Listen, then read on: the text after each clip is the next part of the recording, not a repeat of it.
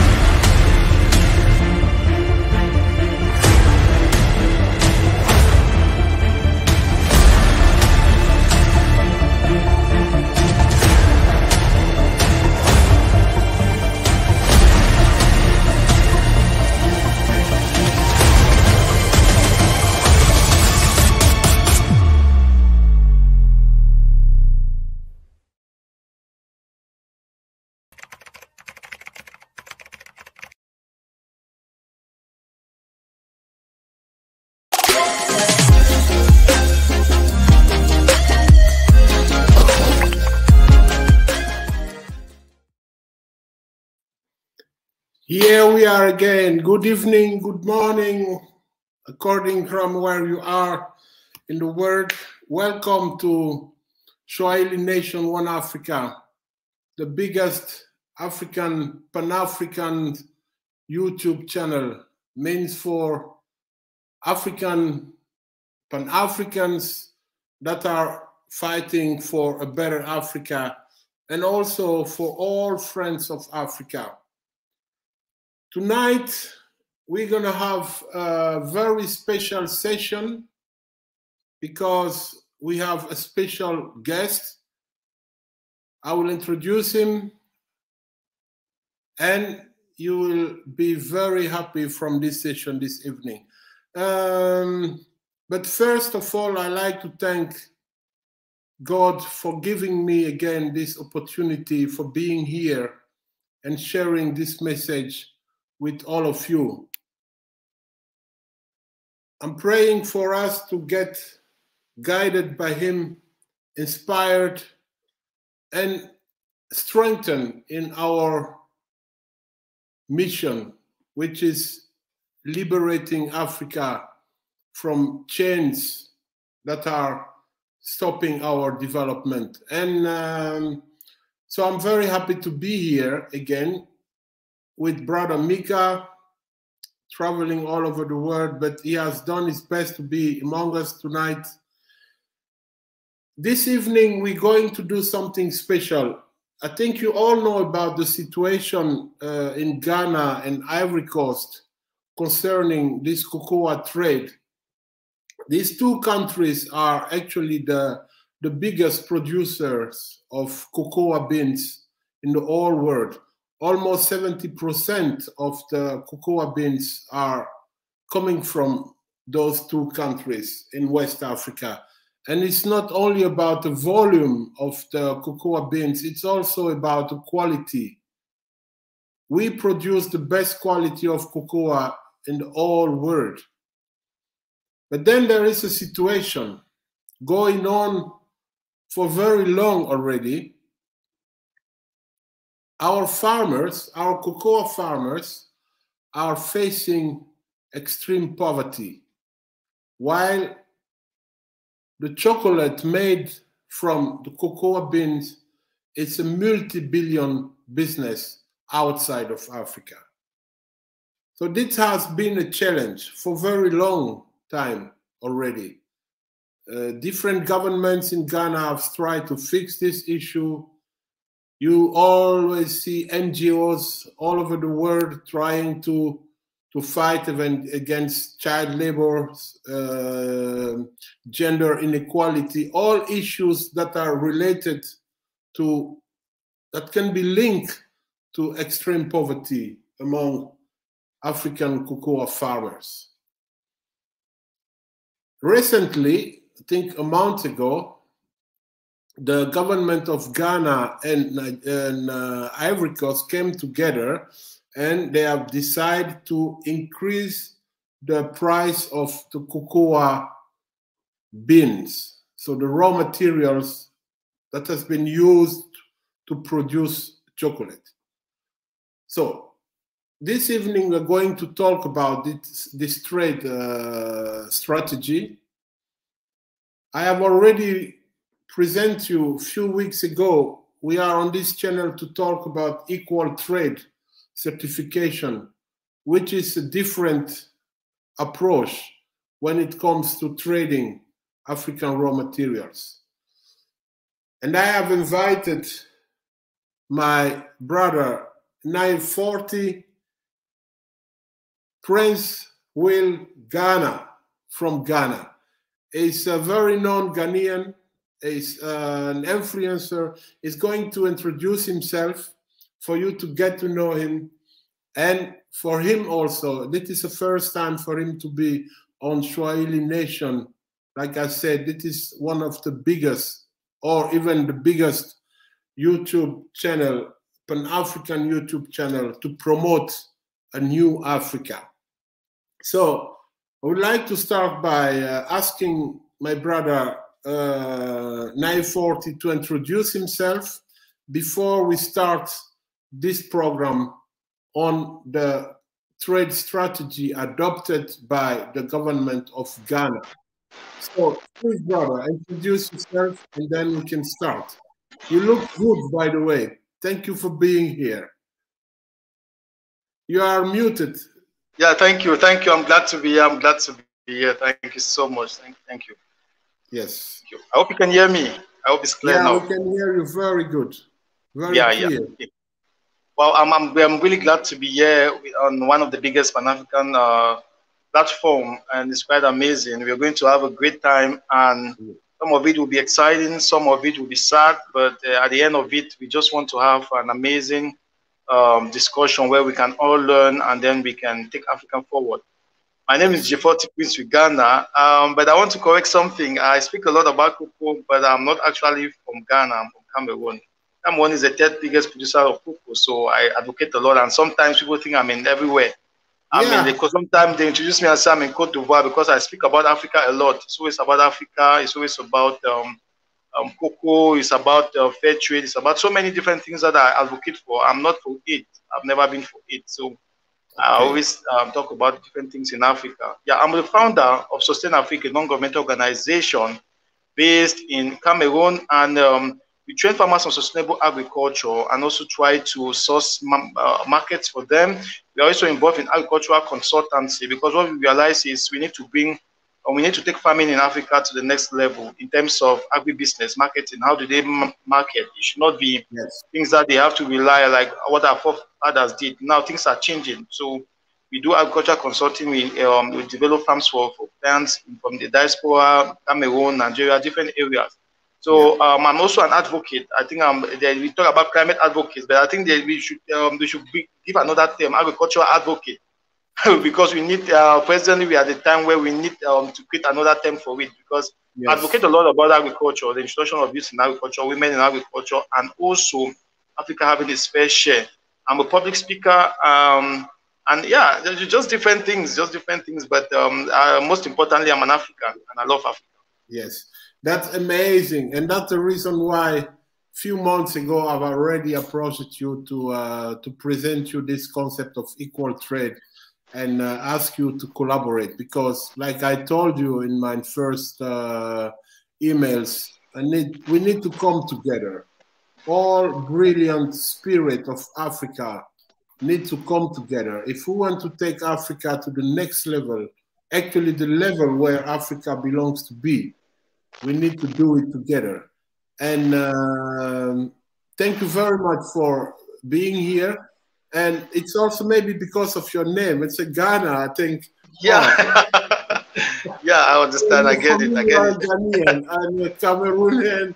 It's all the same, you know. We are. But I also have a lot of friends in Cameroon, and I really appreciate Cameroon. By the way, do you also speak French? Because Cameroon is. Oui, je parle un peu de français parce que Cameroun est bilingue. Yeah, je parle un peu. Yeah, aujourd'hui on ne va pas parler en français mais en anglais, donc because Mika should also understand it. So thank you very much for joining, and I especially like this what you mentioned, like developing agriculture in a different way and going into agribusiness to become part of the value chain. So maybe you can tell us a bit shortly something about your activity at that level and how do you operate? Okay, basically the way Sustain Africa operates as an organization is that the first thing we understood was we need to transmit knowledge to the farmers. It's very important whether we like it or not, and this knowledge has to be different from what has been transmitted before.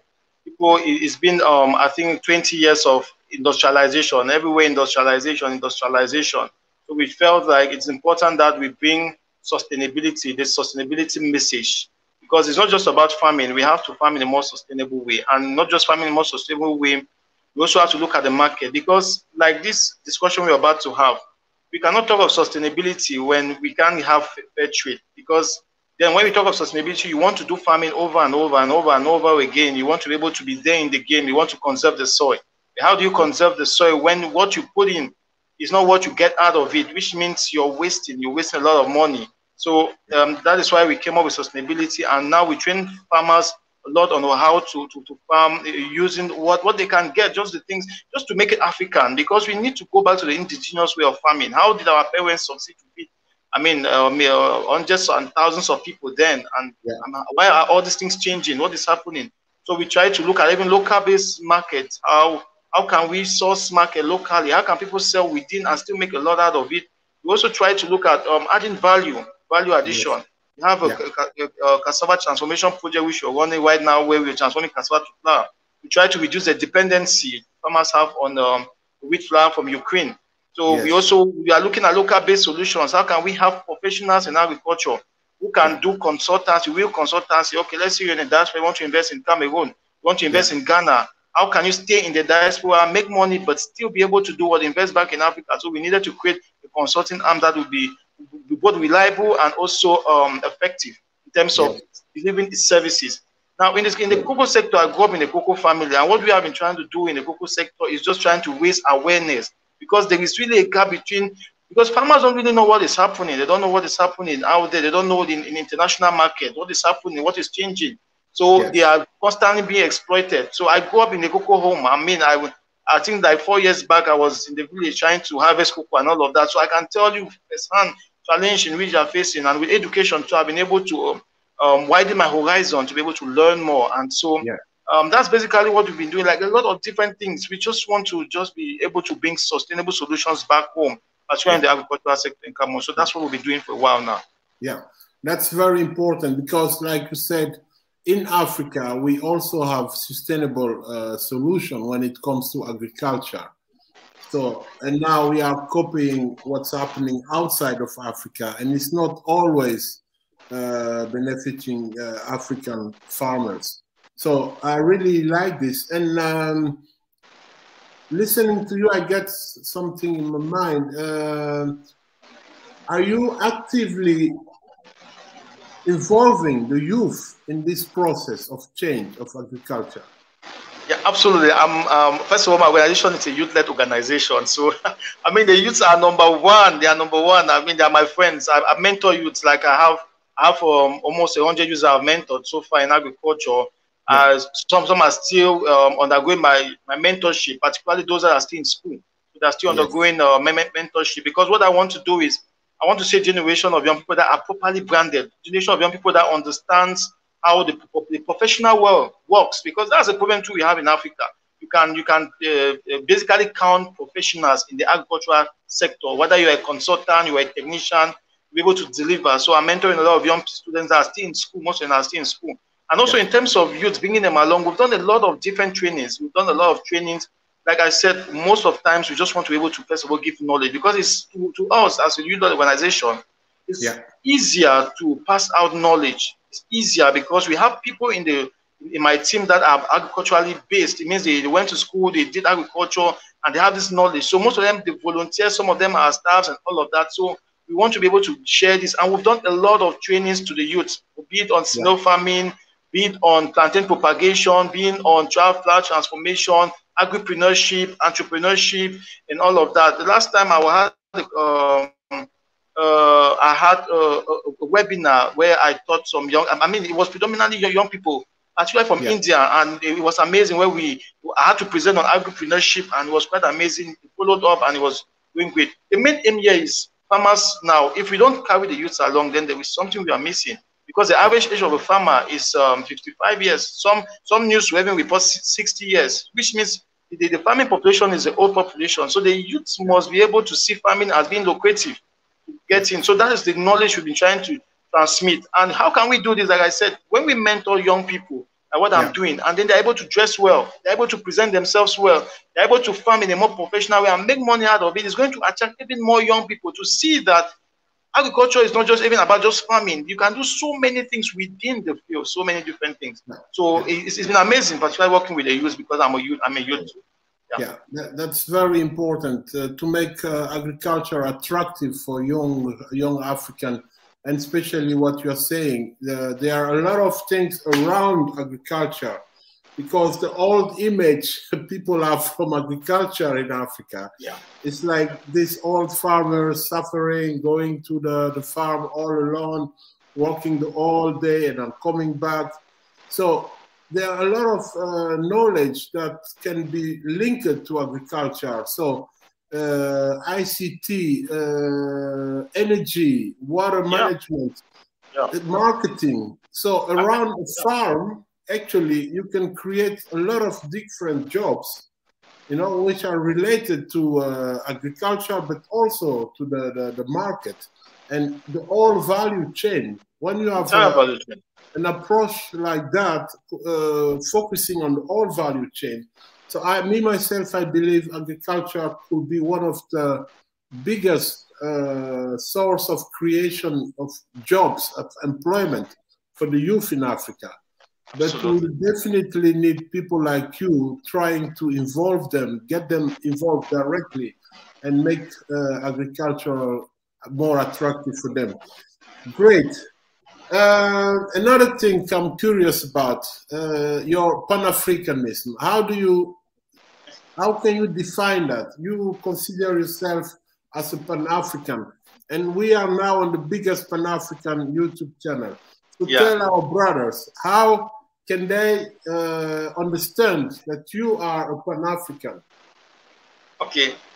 Well, first of all, I'm a Pan-Africanist by nature. So the Almighty said, young man, you will be born in Cameroon, and you will be born in the village called Okoyong, somewhere in Memphis, southwest. And you'll be born, you have to go to a cocoa farm, and it's been amazing. Secondly, I'm a Pan-Africanist by decision, because I think people should understand. Sometimes, because we hear a lot of things on social media, a lot of things we tell you got to travel, you got to do this, you got to do this. Africa is not good. Africa is not. So I'm a Pan-Africanist too by decision. How? Let me explain this. For instance, when I left school, and my friends here in Cameroon, is very normal to find people who want to go to America through the Mexican road. They want to go through to Europe through the Mediterranean and all of that. So when I left school, I was studying. My dad, when I left, my dad was like, "Young man, don't you think you should travel? There are no opportunities here in Cameroon." And he was ready to assist me financially to travel. I told him, I'm not going to travel. I love being in Africa because I have a vision. I know money is not the problem, because personally, I live because I want to create a legacy. I think when creating a legacy, more money will come. So I was here, and then a funny story was he gave me some small amount of money, and then I'm like, that I want to be able to pick snails. I want to keep snails. So I used to go to just around areas, and I was still young. I'll pick snails. I said I want to start a snail farm. I kept tires and all of that. My goat is on YouTube. People who have been following me will see that goat. I was still young as I want to keep snails. So I was keeping these snails and really suffering. Like sometimes we wake up, we don't have food to eat. But I believed in the vision. I believed so much. Now I saw the potential. I saw the potential, and I kept going. So by decision, I'm a Pan-Africanist, and also by action. So I created an organization for SoundCloud. It's all about Africa. Like if you see, like it's in my DNA. I feel it. I live it. So SoundCloud, I've been doing a lot. Like I mean, in the short time we exist, I think we started in 2019, and we've trained more than 5,000 farmers. That's unheard of, because a lot of organizations want to get grants and all of that, and then when the grants don't come, they don't do anything, and then they'll be waiting to apply for the next grant. But we've been able to train more than 5,000 farmers. And the good thing about this is it's quite amazing, because I stumbled on a woman that I trained on how to do snail farming, and she started her farm. She saw me, she was so excited on the street, and she was like, I started that farm and it's doing extremely well. I saw this, I saw that, and that was the greatest day of my life. Like that was when I made a conscious decision and said, I'm going to do this till I die. And thank God, people have been seeing my work. Those in the diaspora have been seeing my work, and you'll be very surprised to know that a lot of people who write me that are in the diaspora that says they want to relocate to Cameroon, they want to relocate to Ghana, they want to come back and do what I'm doing. They love agriculture, and people are seeing what you're doing, and they want to come back. So it is also by what? By action. By action, I am a Pan-Africanist. And also, lastly, I think that diversity is what makes me stay in Africa. Being a Pan-Africanist is the best that can happen to you. Imagine being in a nation like Cameroon with 254 tribes. I mean, that is it's amazing. You can get all the food. Like I love African, I love my food here. So sometimes, even if I think of travel, I mean, the food in Africa is amazing. The climate, Cameroon particularly has 5 agroecological zones. Like Cameroon is called African miniature. It means it has all the agroecological zones where you can plant cucumber, you can plant cocoa, banana, everything does well in this nature. So who will not want to stay here?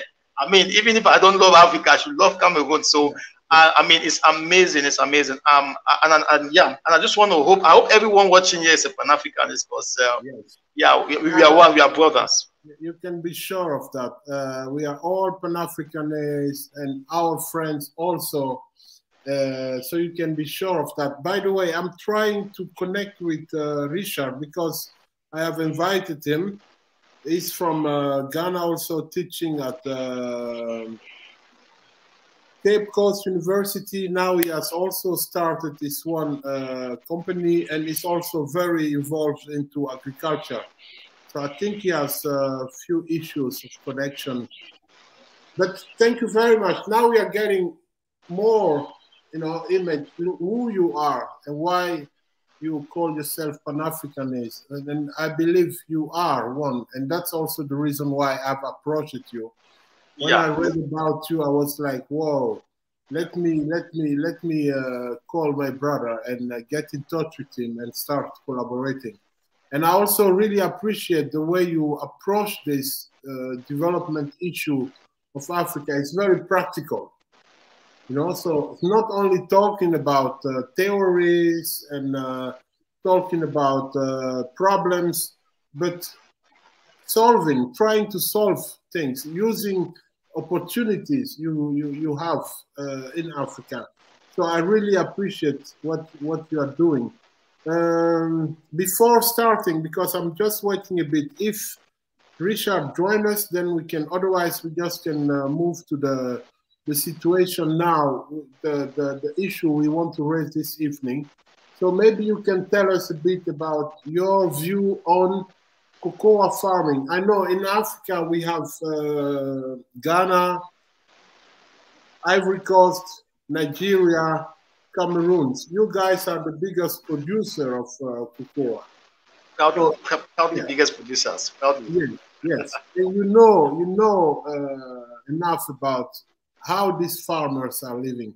So can you tell us a bit, what is your view on, first, how cocoa farmers do live at this moment, what is their financial situation, and how are they organized to get out of what we all know, because this poverty, farmer poverty, is something known already. Even multinational, all these corporate social responsibility departments are trying to do something about it by helping a bit, not enough. You also have initiatives like fair trade, but you are on the ground. Tell us about the life of these farmers. Tell it to us, but also to the diaspora all over the world, because right now we have people in the USA looking at us. We have people in Canada, in Australia following, people in Europe, and mostly we read about what's happening in Africa, but you are on the ground. So I'm happy you can give us today a good image of the reality on the ground. So please. Wow. Yeah. It's emotional. It's an emotional thing. When I talk about cocoa, sometimes an emotional thing, because I've never seen people suffer the way cocoa farmers do. I've never in my entire life. I grew up in a cocoa house, and you'll be very surprised that so many persons, like some of my friends, their parents could not send them to school. It is very sad. And before I go to what farmers are facing, I want to say that my point of view about cocoa is that I think it's more of it's part of colonization. I don't know if people really understand what is going on. It's like like you bring something to a people, they didn't have this scope. So you brought a culture, you brought something to them, and the purpose of bringing this thing to them was that you needed them to work like slaves, you needed them to sweat and to die. Then you get these raw materials to your country. I think it's an agenda that has existed for many years, and these guys, I don't know who, they have been so successful about it, because cocoa now is a culture. It's a culture in the African context, especially Cote d'Ivoire, Ghana. It's a culture. What do I say? Because even if you tell a farmer that cocoa is not profitable, they won't change. It's just like they believe in like what is going on with the church right now, where you see someone who believes in a man of God, says a man of God, and he's doing so many things, but your eyes are still blinded. That is the same thing that's happening in cocoa. So it's a culture that the people are deep into it, and suffering, they still want to continue to go into it. And let me give you an example of what is really going on ground with those who are listening. I'll just give an example about myself. When I was in the university, in my second year, my dad was sick. He could not harvest the cocoa. So I had to leave Boya. For those who know Cameroon, I had to leave Boya. It was, kilometers away. I had to leave Boya to go down to the village. I left school to the village because we needed someone to harvest this crop. We went down to the village. I harvested the crop with my kid sisters. They had to leave school. They were in school. I had to leave school for probably, I think we left school about a week or so. We left school, and then we had to harvest. By then we missed classes. So after harvesting, we saw that cocoa was I think I was 300,000 pounds, which is approximately about $600. Imagine. And now we realized that my father, who was sick, was owing debt. He could not pay the hospital bills. So most of the money went to the hospital bills and then to the debt I had borrowed to buy chemicals. So when coming back to school, he gave me 20,000 francs. 20,000 francs is approximately, I think it's $40. I left kilometers to have my class. On going back to school, he gave me 20,000 francs. 20,000 francs. So you can imagine $40. So you can imagine, and the money was feeling like everything was going. Because I had to share this to this, share this to my kid with the junior ones, and all of that. The money was gone, and then we are back at the same point we all started. The same point. So you can imagine how. It's really sad. It's really sad. You can imagine. You can imagine. So I think that is what farmers are going through every day. Every day, the price of cocoa has gone down, particularly in Cameroon. It has gone down, but the price of chemical keeps going up. It keeps increasing. There are times when these farmers cannot even afford to buy these chemicals, and then the capsid mirrors, what they commonly call black pot, to affect the entire farm. And at that moment, they will become poor, they will borrow, they will live on debt, and everything is shattered. So that is what is going. It's like blood money to me. I think those who are eating cocoa, chocolate, they should know that it's like blood diamond to me. Yeah. This is similar to it. Yeah, yeah. It's a very, very important. By the way, this is the first research we have done together with Wageningen University. By the way, maybe you know it already. All cocoa production from Ghana, for example, 90% of it arrives in the port of Amsterdam, in the Netherlands, the country where I live. It's funny because in front of the port, you have an area, a kind of ghetto called the Belmer. It's an area where a lot of Ghanaian migrants live. And we have also done a research on that. The most of them are coming from a region where they grow this cocoa. So you can see the link between cocoa production and migration, because what you are saying now, it's just true. People are living in extreme poverty as cocoa farmer, and I like the link you are making between cocoa production and the kind of colonialism. There is also something, you know, there are so many issues related to this poverty. So child labor, they're all talking about that. Yeah. Gender inequality. You have women working on plantations, in cocoa plantation. They are not owner of what they are doing. They have to work so hard. You have like children that are not able to go to school. So all this issue you are raising, you have seen it yourself. You are a kind of living evidence. You know what's going on there. So, and that's why we decided to organize this discussion today. And I still don't see, let me see. No, it's not online yet. So we just continue with it. You know, now the situation, the Ghana government and the government of Ivory Coast, and I know Cameroon is also doing it, in Nigeria, they want to increase the price of cocoa bean. The idea behind it is to do something on the farmer poverty. But so I have 3 statements for this discussion tonight. Now we are getting into I hope you like it, but I would really love to hear your. Wait, let me open the first one. I have 3 statements, like I'm saying, and let me open the first one. Equal trade. It's not online yet. Okay, you see, Richard is joining us. Great. let's have it on. Yeah, okay. Yeah, I hold on a bit. Richard, can you hear us? Yes, let me add him. Yeah, sorry. Sorry, first of all. I think I'm having light problems here, so I just got it back and then I had to rush it. Okay, no problem. Welcome. I thought you were still in the cocoa farm, working hard. Yeah. Sometimes we get back from the farm at this time. I mean, sometimes we get back from the farm at this time, or even late when we were in the farm in those days. I mean, yeah, it's crazy. It's crazy. That's very true. Yeah, Richard, welcome. This is going to be a very interesting evening. I already have a lot of questions from viewers, so we will add these questions and then we discuss. But Richard, we already started. So to win some time, if you just can introduce yourself shortly, and then we go on.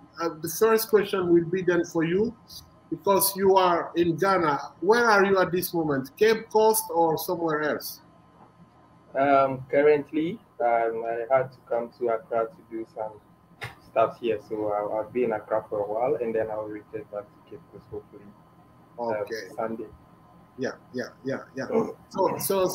So please keep the microphone next to your mouth and introduce yourself. You are now on SWAHILI Nation, One Africa, the biggest Pan-African YouTube channel for Pan-African fighting for a new Africa, and all our friends.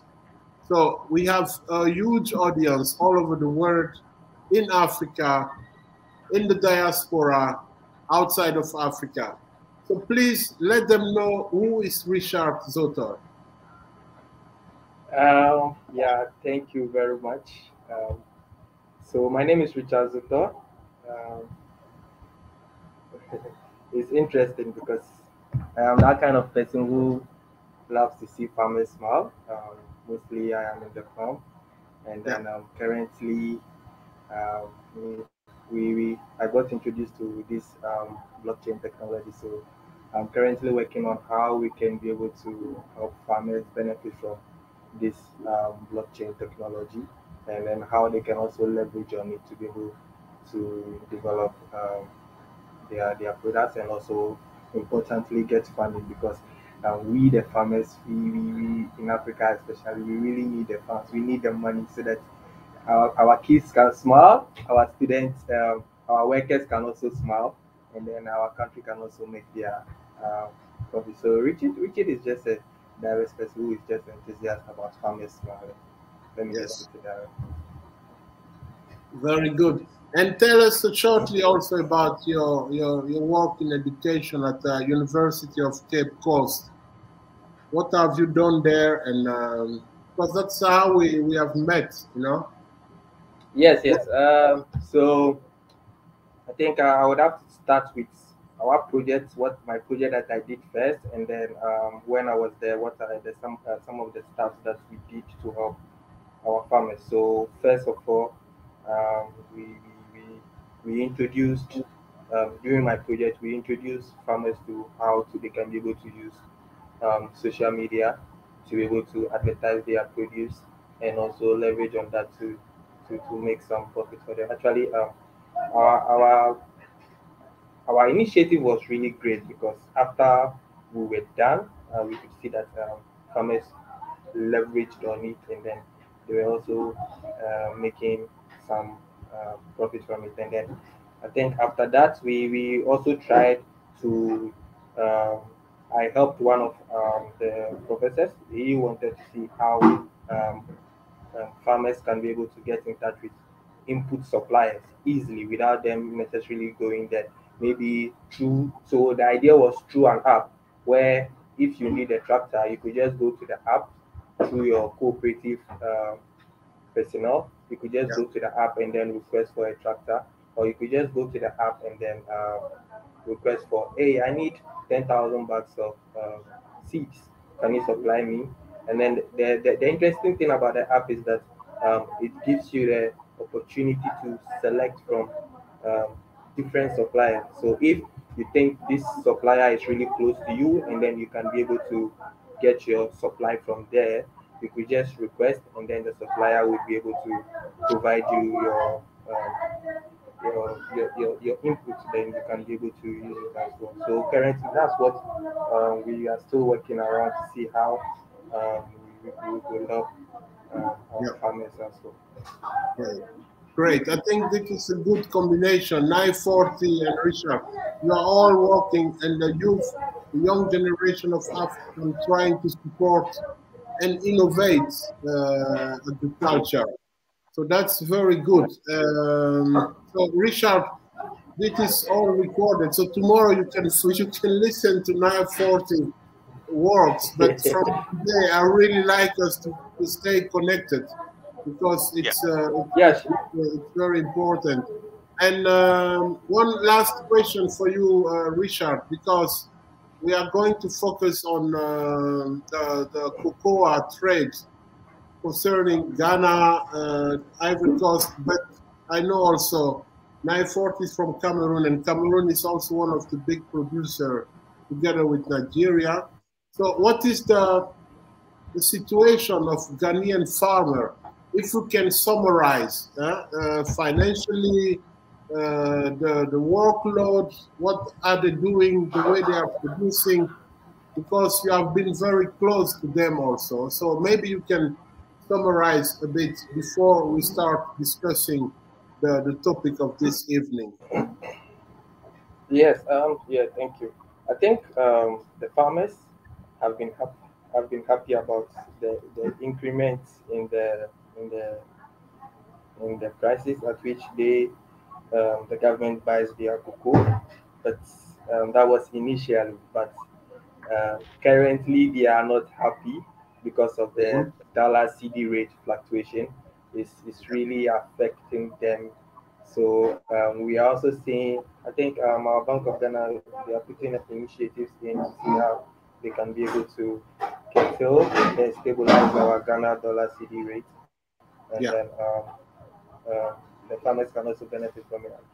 The idea is that if prices in the world market increases, we also believe that farmers here should be able to um, fill that.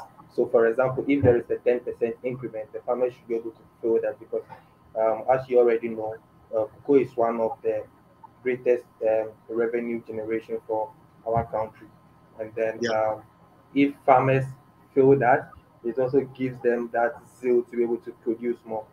Currently, we are in a system where previously farmers were trying to cut down their cocoa trees so that they can be able to plant rubber trees because the money they are getting from the rubber trees is more than what they are going to get or they are getting from the cocoa. So we are also advocating that what are the necessary procedures that we can put in place to make them spoil so that they can be able to stop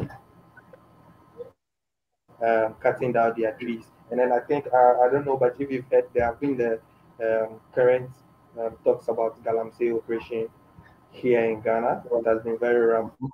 And then the interesting thing is, I mean, if a farmer, you are a farmer, and then a cocoa farmer, and then your your income is relatively low, and then a galamsey operator comes to you, and then he's giving you more than 2 or 3, let me just say 500% of what you earn, is a gain for you. So obviously, you would like to give your your farm out for them to do the galamsey, and then you benefit from that. But to us, it's a negative effect to our economy because a decline in the production of cocoa beans is more like a decline in our revenue in the international market.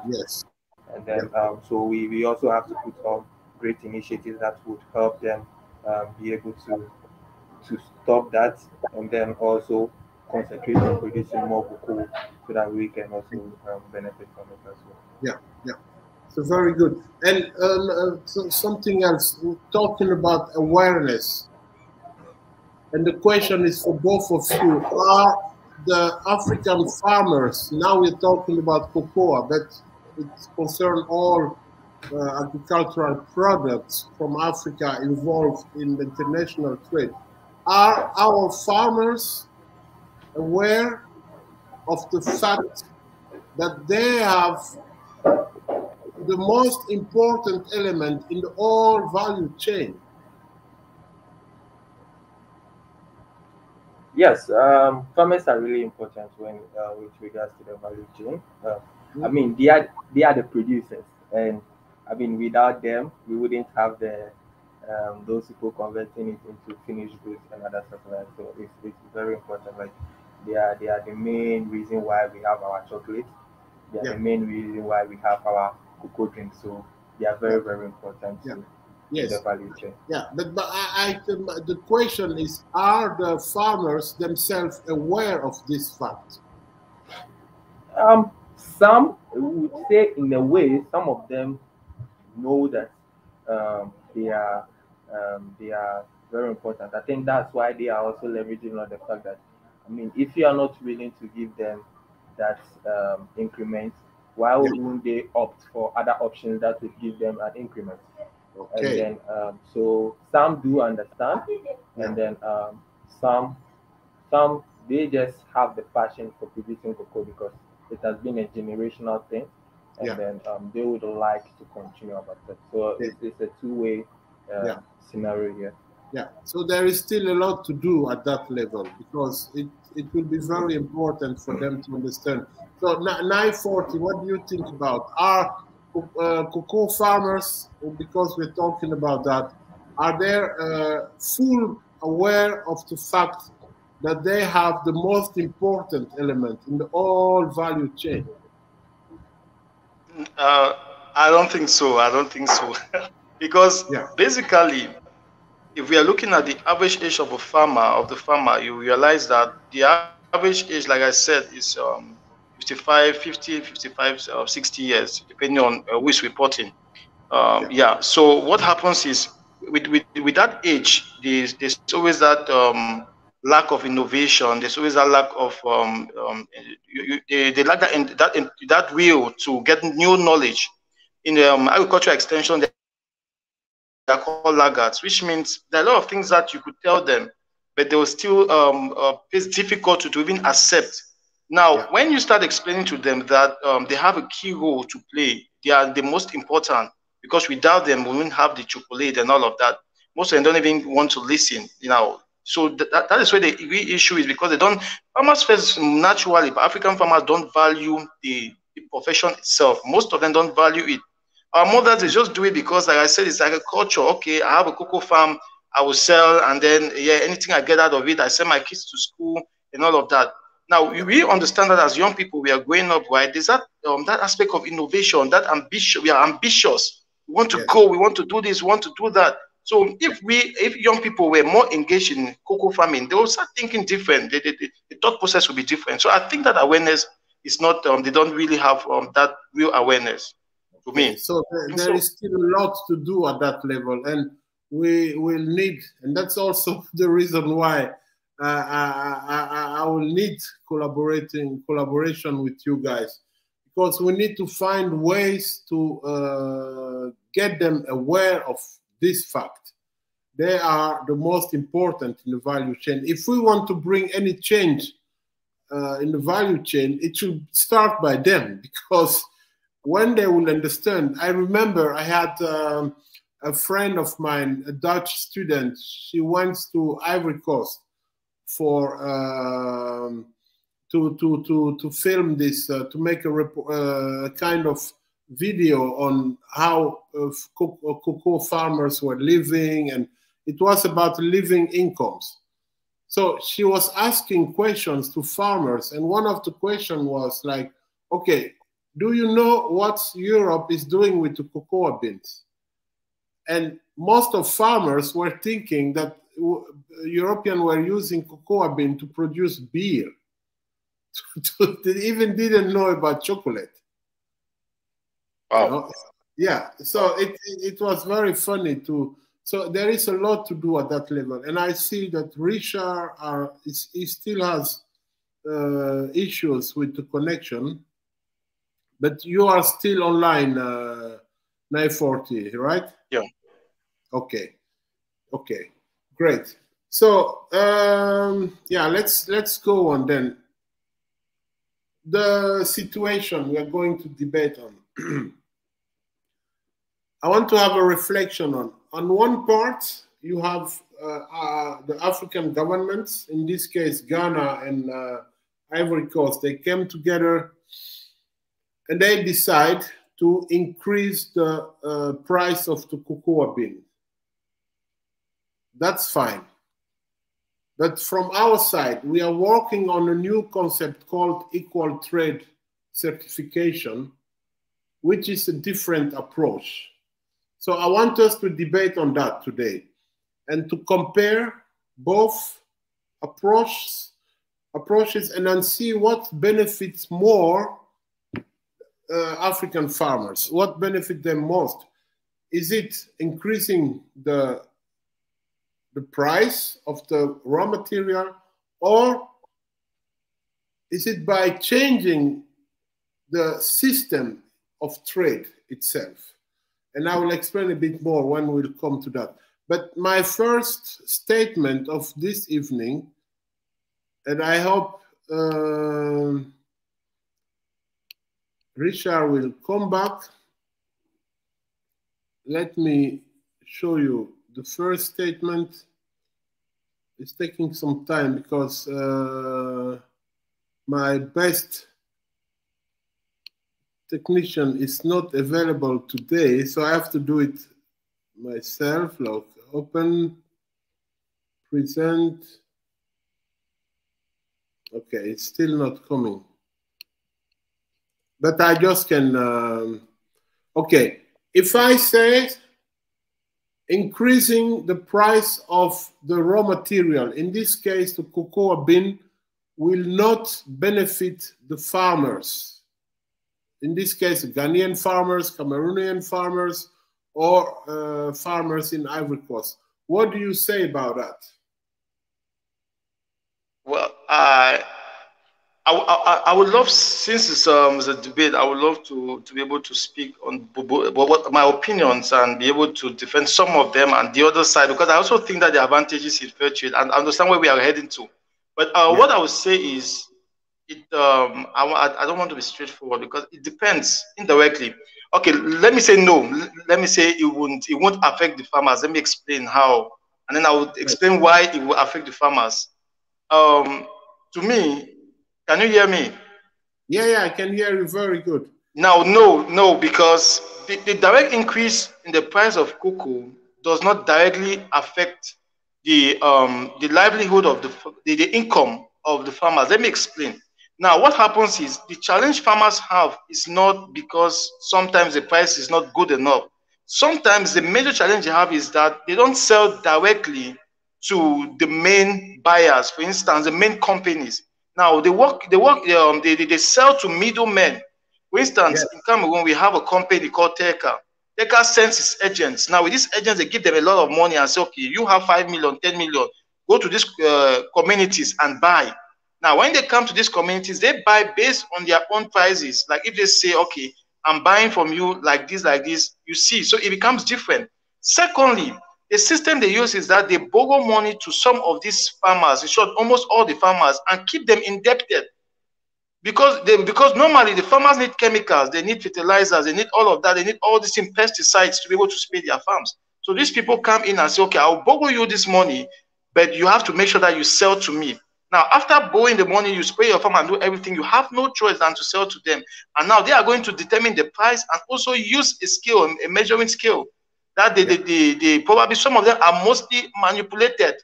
So if you say, okay, we sit and sign documents and policies and say, okay, we are going to increase the price of cocoa and cocoa will be sold this, it will not directly affect the farmers. It will never affect the farmers. The next way I could say is it could affect the farmers positively.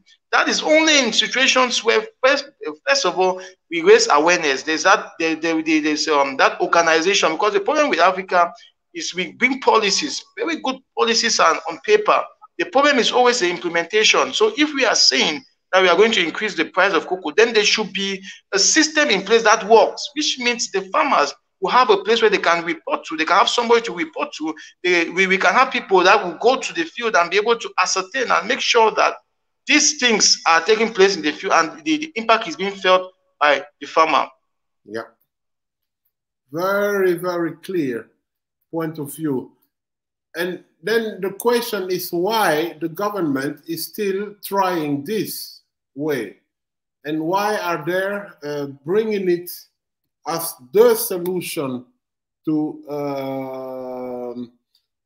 fight farmers' poverty? What do you think about that?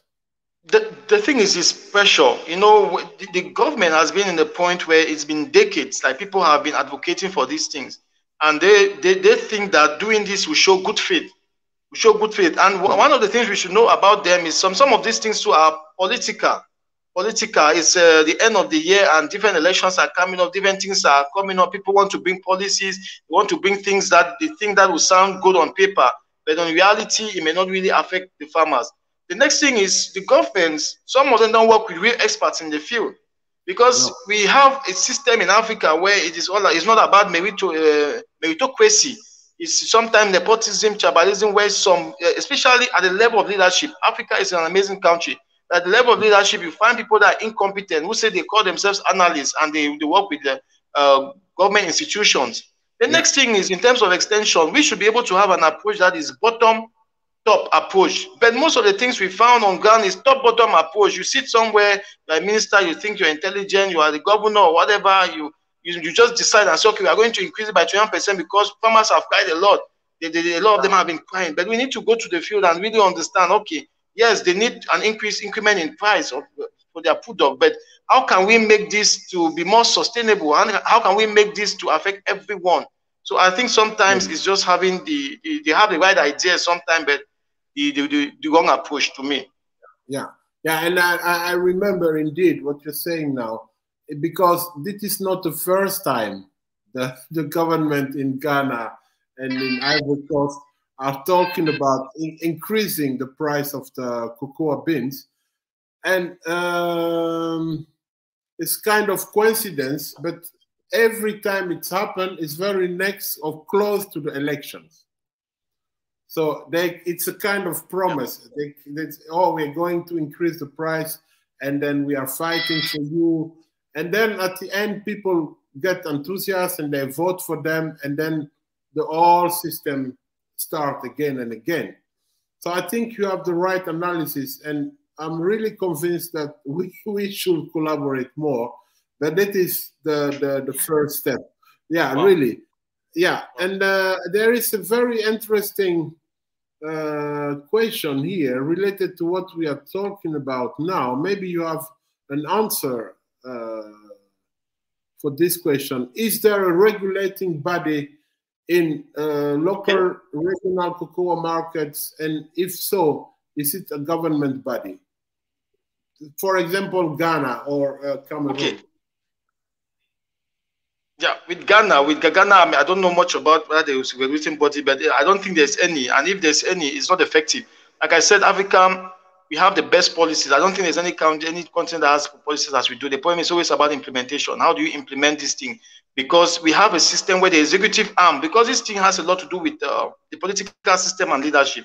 We have a system where the executive arm has more power. The executive arm is more powerful than the judiciary system. It means a policeman can do whatever he wants, and there will be no one to punish because he can still lock up a judge. And it's just so this regulation within these arms are not working. So even if there's a regulating body, let's assume that we say, okay, because in Cameroon we have a cocoa board. It's everywhere. I think Nigeria has a cocoa board. There's always a board. And this board usually is to serve the interests of these mega companies. You serve the interest if the state has a complaint. Okay, how do we fight it? Because these people they lobby the government. There are some, they pay their taxes, and a lot of money gets into the government coffers.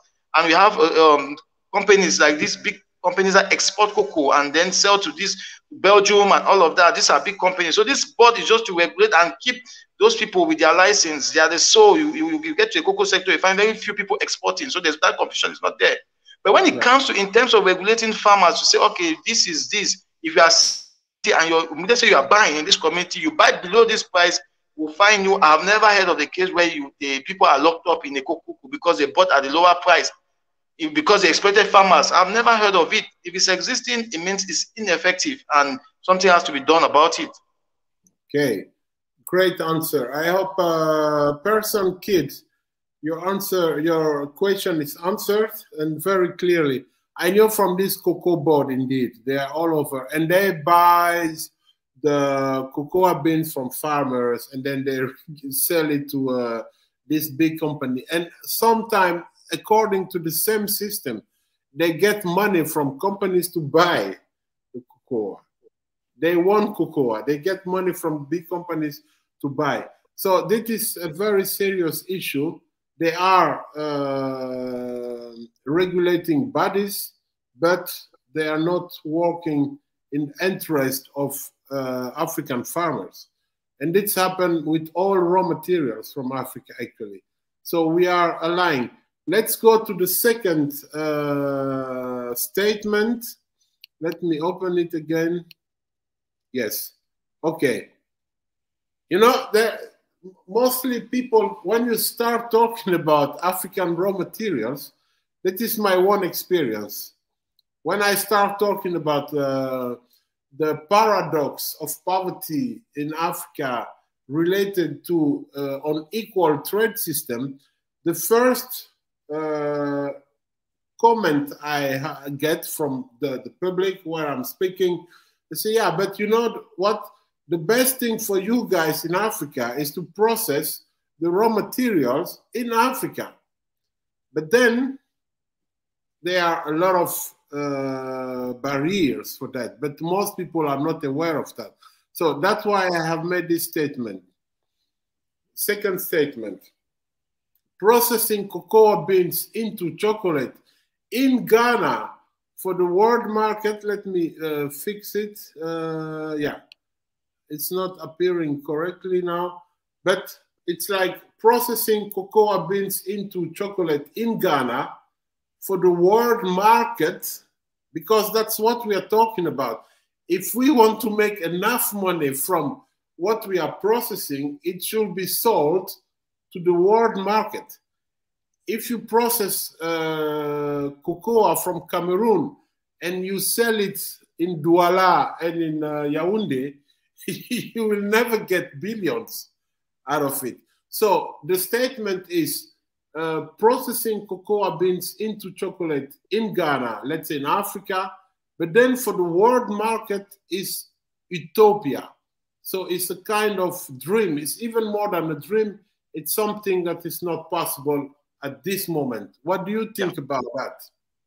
Well, you know, a lot of people who are not in the field, like we speak to a lot of people, even PhD holders who do PhD and do research outside the country. They don't know the context of Africa.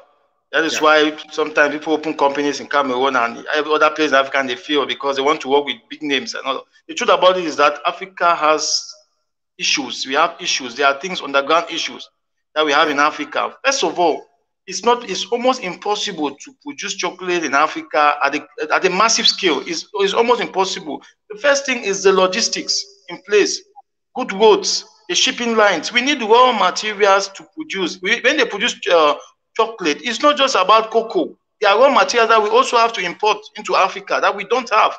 So when you look at now to import those materials at the level of the shipping lines, you can send something, you want to import something from the US, it takes about 3 months to get here. That is what the chocolate companies, those small companies that are now existing in probably in Ghana, Cote d'Ivoire, that is what they are going through. I watched a documentary where they explain these things. It takes 3 months to get here.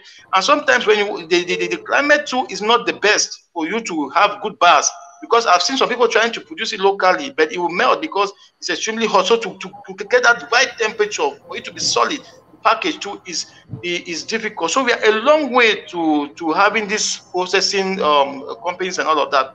And if we want to sell, let's assume that we want to sell in the international market. Let me tell you, the system has been designed to keep African chain. They know all these things.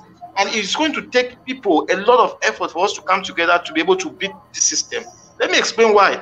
Now, most things that are sold in Africa, let's assume like the canned drinks, the sardines and all the different things, even chocolate. Most of these companies are subsidized by their government. For instance, there's a company in Sweden that is subsidized, an agricultural company, subsidized almost 35%. Imagine that you have a cost of 100 pounds, somebody gives you, let's say 100, and somebody gives you 35, I don't know, like 35 of it, and said, okay, at least you have to spend just 65. It means a lot because that is the difference between profit and cost. But in Africa, do we do that? We have companies that have never been subsidized. We have farmers that have never been subsidized. What do? They come and share hoes and cutlasses. And that is why our produce in Africa cannot compete in the international market. It's almost impossible. Our home-based rice in Africa, do you know, is more expensive than the foreign rice from China. People will begin to ask why. Is it because Chinese know how to produce rice better than us? No, because the government is actively involved to subsidize these companies massively. So even if we say we want to have all these companies here to process cocoa and all of that, it's a good thing. It's a good thing. But I think there are a lot of things we have to put logistics-wise. We have to make sure that it is top spot. We have to get it. The electricity system here sometimes life goes on and off, especially in Nigeria. We need a good power because these companies, they need power to run. We need all these things. The roads, farm to market roads. For instance, let's assume that a local company wants to get their produce. They will not rely on middlemen because the essence of wanting to have a processing company in Cameroon or in Ghana is to be able to make sure that farmers enjoy from their profit. But now they will also need to go to these villages and get the cocoa beans. So bad. There are some roads that are inaccessible. People have to carry cocoa on their head, cocoa beans on their head, and all of that. So if they still now have to rely on the middlemen to be able to reduce that cost of transportation, what will still happen? It means even if we have the processing companies in Cameroon, in Ghana, in Cote d'Ivoire, it might not really make any significant difference. So to me, I think that is good. It's a good thing. We have to look at it probably in the next 10, 20 years and start doing what? Not just focusing on the processing companies, but also on what the logistics in place, the roads. You have to get youth involved, the labor, the technical know-how, innovations, because it will not still make sense because we want to have these cocoa bars. We still bring experts from the US, experts from UK, Belgium. They are the ones that will still come and manage the companies. Okay, we want to create jobs, but they are the ones that will hold the top positions because we lack the expertise here in Cameroon to be able to, or Ghana, to be able to do it properly. So I think that we have to first of all start from training, from roads, in fact, all these different things have to come together.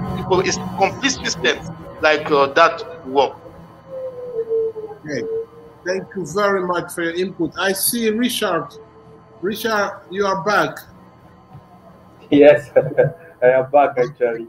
Okay, we started debating, and that's exactly yeah. what I think I was in the live session, okay. So maybe you can give your view on the first or the second statement, because we are debating now, and I would really like to have a kind of active debate.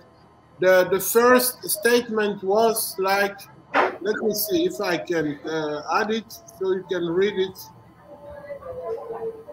before I made any mistake, because, okay, it's coming. Yes, I have it again. Yes, so you can see this statement saying increasing the price of raw cocoa beans will not benefit the Ghanaian farmers. What do you think about this shortly? Because we have already discussed it. Yes. So in a way, I think it is going to benefit the cocoa farmers because we are looking at where the cocoa farmers here can be able to make enough revenue from what they are selling. We also know that the cocoa farmers, they are the main producers of these cocoa beans, and then if their income is quite significant, we can also have more people producing that cocoa. But if their income is relatively less, I think we know what is going to happen there. And then looking at it from the standard of living, an increase in the price of cocoa automatically means more people will be willing to go into the product. It means Ghana would also have more revenue being generated from the cocoa beans as well. And then farmers would also be able to pay their farmers. I think Knight was talking about the age range, the average age range about farmers being 50 years. Correct me if I'm wrong, but I through the life when I was at on the page, I think I had 50 years. I think it's averagely different here in Ghana. We have the youth actively involved in the cocoa farming as well. I think they are also getting to understand that cocoa beans is a way. But the major problem is the increment, because they also, I think before we had this session, I had to communicate with five farmers, youth to be precise, and I was interrogating them about this. I wanted to know what they felt with regards to the increment of the prices, and they were saying if there is increment in prices, they are happy because like I was saying, they can be able to produce, and then luckily for Ghana, some of their inputs are provided by the government of Ghana, so automatically they get some of their input, and then that is also a plus for them. What the government of Ghana is doing is that, okay, so we give you, like you were saying, we give you the input, and then you produce, and then you sell to we, the government of Ghana. But the thing is, if there is an increment in price, we get more people to produce, and then if there is a decrease in price, we get less people to produce. Aside that, they don't have to stress trying to get raw materials for their production, because the government is actively involved in that. The government is supporting them. This is more like, you take it from the motivation perspective, where the government is more like, I also want to benefit. Can you hear you clearly? Can you hear me? Yeah. Can you hear me clearly? Yeah. Yes, can you hear me? Yeah. Now you are debating, huh? 940 said it doesn't believe it will benefit the farmers, and Richard is saying that he believes it could benefit the farmers. So I like that. This is a debate. Normally we should have a jury. Those are the one looking at us, following, so they can decide at the end to say what, who do they believe. So this is very interesting. And the second statement was like this one.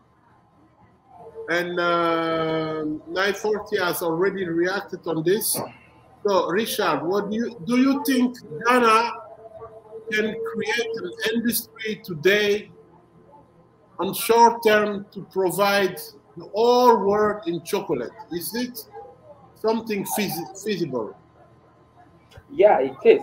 It is feasible, because initially we had, and then unfortunately it had to collapse due to some government internal and other stuff like that. But I believe that if the right procedures are put in place, that is very possible. If we are supposed to have these factories, we would want a factory where there wouldn't be any interference from different governments, because there is always different changes of government here in Ghana.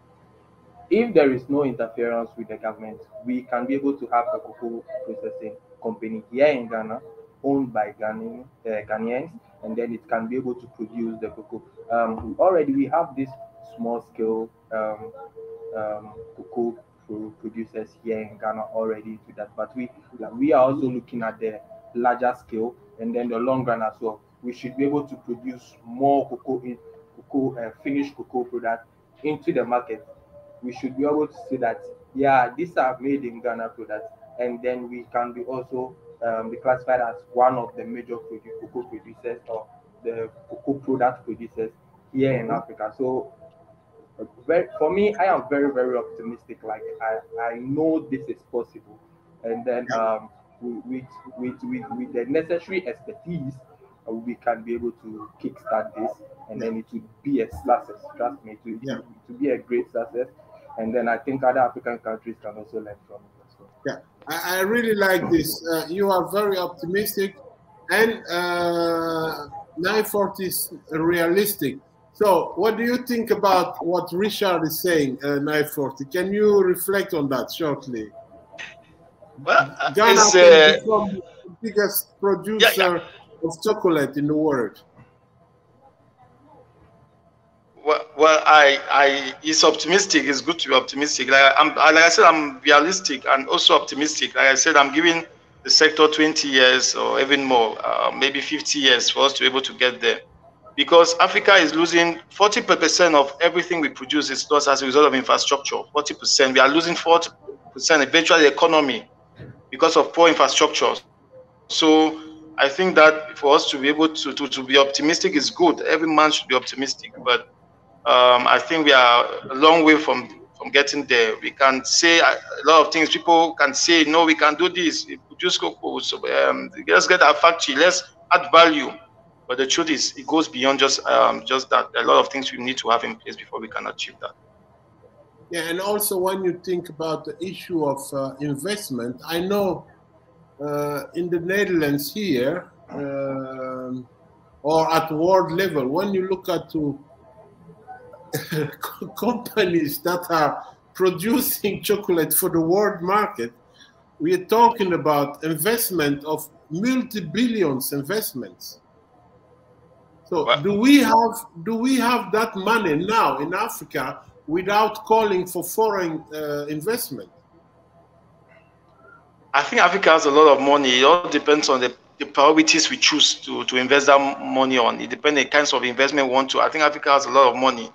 Yeah, but I think that first of all, is this sector has been there for not today. It's been years, like from time of colonization till today.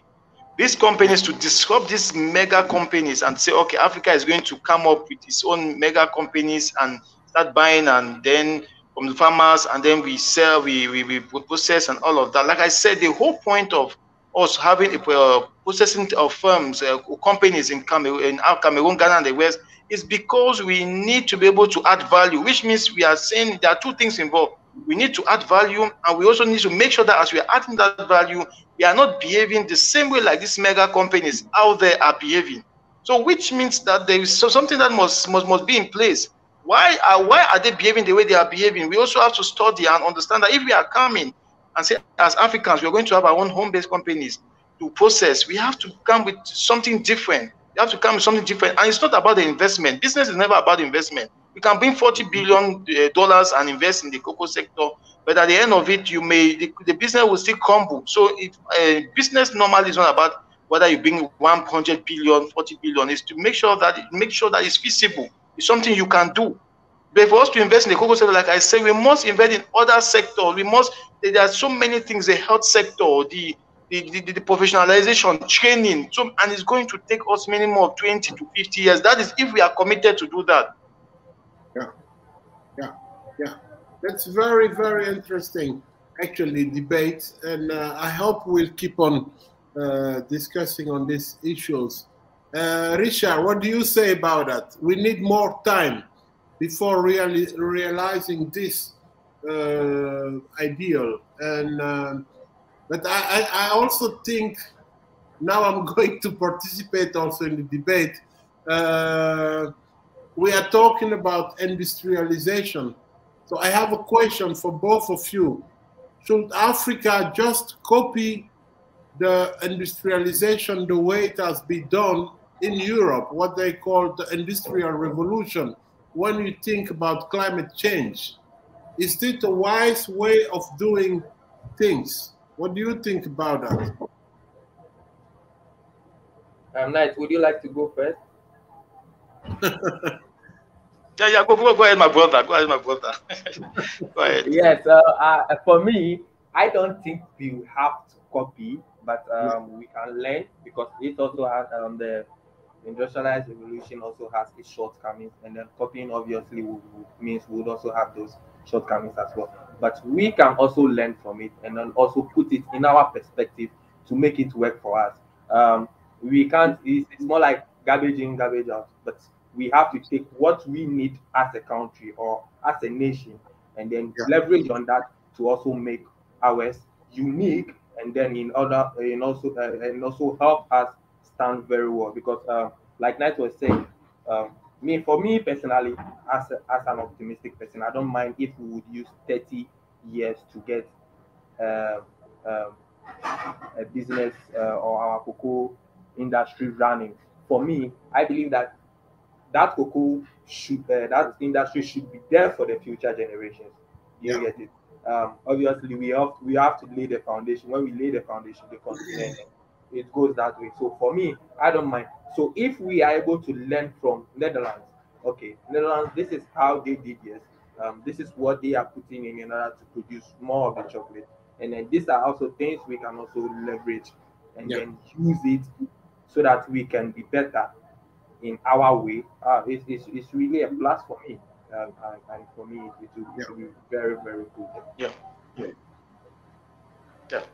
I mean, it makes a lot of sense, my brother. It makes a lot of sense. Like you said, we have to lay the foundation for our kids. But if we are talking of industrialization and companies, it's not about being optimistic. The most important thing we must look at is being realistic. Like I said, I'm optimistic that it could be 20 years, which means I'm still optimistic, but still being realistic, which means I'm pointing out areas where we need those investments. So you made a critical point. It's important for us to lay a foundation. Yeah, but in terms of industrialization, the question you asked, I want to say that to me, I don't think the model they are using in the Netherlands and all of that, that's what we should copy, or whatever model they are using this and that. That's what we should copy. The present situation we find ourselves as Africans is because we have been trying to copy democracy, copy this, copy that. What system do we have in place? For instance, there is the war now between the communists and those that practice those in the US. I don't know how it's called, capitalism. Yeah, there's this war and all of that to see which system is best. But where is our own system as Africans? Everything we know is based from we were colonized. Now they are teaching us democracy, and it's not working. The leaders come through election. It's not really an election. Its influence and all of that. I think that the agricultural sector has been destroyed because we try copying a lot of things from outside in terms of industrialization. For instance, pesticides now in Africa is used indiscriminately. Will you tell me that, I mean, we are industrialized, the agricultural sector is being industrialized because everyone is now using NPK indiscriminately. People are dying of cancer every day as we speak in Africa. That was something that was unheard of because we want to copy these things, and they are bringing new breeds. These big companies like the Syngenta and all of that, they produce this seed, and they are hybrid seeds. You cannot grow them. They cannot grow and be healthy if you don't apply fertilizers. So the fertilizing companies are now in control, because if you are buying those seeds, you must make sure that you buy all these pesticides and fertilizers. Where are our own indigenous seeds we used to use? Even with the cocoa, we have all these different varieties coming from left and right. You will be very shocked that most of the varieties that we have is produced in Germany. So some of the varieties research is done in Germany, and then they bring, but we are the highest producers of cocoa. So they bring what suits them, and then we copy, and we are dying every day. Cancer is, you know, my brother, people are dying every day in Africa. So I think industrialization should not be copied. I think industrialization, we have to go back to our roots. Our forefathers were able to do so many different great things. Let's go back to these roots and learn our own way and contextualize our own things, our way, like you said, and leverage from what we have as Africans and not copying things left and right. Someone said we have to use tractors. Can you use a tractor? Do you know where our farms are? Just to drive the tractor, you must have used fuel for, I don't know. The whites don't carry tractors to the farm. They have some vehicles, they put them on top and they take to farm. How many of our small scale farmers can be industrialized, can use machines? I see a lot of people advocating for tech in agriculture or use of machineries in agriculture. Do they really know the realities on ground? Like, have you ever gone to a small scale farmer? He barely has money to even do irrigation, but now you are producing things that needs a lot of water because you think that it's okay. You want them to be big. So I think that Africa must go back. If we don't go back, we'll perish. Now we are talking about climate change and the effects of climate change. It's very important that we don't cut our trees. But our parents knew this. Why are you teaching us what we already know? We knew these things. Our parents were farming organic. I mean, where I was, there was at the back of every house, there was a compost. There was a compost. They would dig holes and put these things, and at the end of it, they would carry it to the farm. But when they bought fertilizers and all of that, they told us it was great. Now fertilizer is not good because most of the things we produce, we send to them, and some of them get infected too. Now they are saying that no, Africa has to go back to organic farming. We have to keep our trees. But we are doing these things already.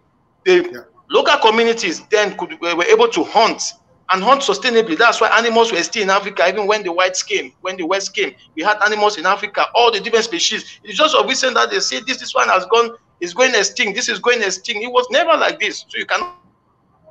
Yeah. It's very, very, very interesting, the discussion we are having now. And it should also be used for the next discussion. I think we can organize a lot of debate based on different views from how do we look at to Africa when it comes to real solution. And to get there, we need to discuss, to debate, to see what are the good ideas, the less good ideas, and how to combine effort. Because at the end, we are all optimistic about Africa, but the real issue is like, how are we going to make this change happen? So that's why I was asking the question concerning industrialization. I have different view on it because I'm really against copying what has been done in an industrialized world. We have the evidence now. All this climate change is mainly because of the way they have industrialized the Europe, the United States, and now Asia is also jumping into it, and they are polluting a lot. So I believe there is a third way, and Africa has also something to say at that level, and using innovative knowledge from outside, combine it with our one knowledge from, because Africans are the first one who started agriculture in the whole world. So we know something about how to do that. Great. You guys are wonderful. I love this debate, and I can see a lot of reaction. Let me take one, because to fight this farmer poverty, there is one solution people are talking about is fair trade. Like, okay, this debate is about increasing the price of the cocoa beans, but this organization also are doing that. They say, oh, we go to farmers and we pay a little bit more, and they call it fair trade. And that is what the European market is dominated by. People buy fair trade products, and they have good conscience. They say, oh, now we are helping farmers in Africa or in poor countries, you know? I'm asking myself, how can you call Ghana a poor country when you are a Dutch, when you are a French, where nothing is compared to Ghana or Cameroon? But anyhow, fair trade is being very, very, very well promoted, and people are buying fair trade products. So there is a comment on the comment section here. I'm going to add it, and I'd like to know your view on it shortly before we go back to the third statement. Matifi is saying this: fair trade is scam, just in case someone didn't know. What do you think about? Absolute scam. I shared my opinion the last time. Is as an absolute scam. It's absolute scam. The farmers will never benefit. They will never benefit. Now, the question we should ask ourselves is: the price of basic commodities are increasing. I want to ask my brother: the price of basic commodities are increasing. They say price of food is skyrocketed. That's skyrocketed. It's soaring every day. Has that changed the livelihood of the farmers who are producing those crops? That's a question I should ask him. Things are expensive now. You are in Africa. Has it changed the lives of the farmers? They're even poorer. So to me, it's a scam. It's a big scam. Yeah. That's also. What do you think, Richard? Do you love fair trade? Are you buying? Do you buy fair trade products?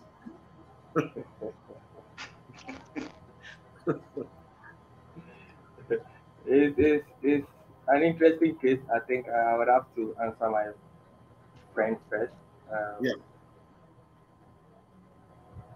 Yes, I think that's why we are also advocating that there is an increment in the prices, because if the prices of goods and commodities are increasing, and then the price at which you buy a bag of cocoa from a farmer, say yesterday, is the same as the price at which you are buying the bag of cocoa from that same farmer, when there is an increment in price of other commodities that the farmer would need to sustain his or her family. I think it's not fair. They also have to feel that need achieved. Although there is increment in prices of stuff they need for their standard of living, there is also increment in the products that they are selling, that they can be able to get that money to be able to sustain their standard of living when there is an increment. So I think that's it. The increment is very, very important. It is going to help the farmers. So we all agree on this. Fair trade is not fair at all. One day I got a very angry phone call from this organization.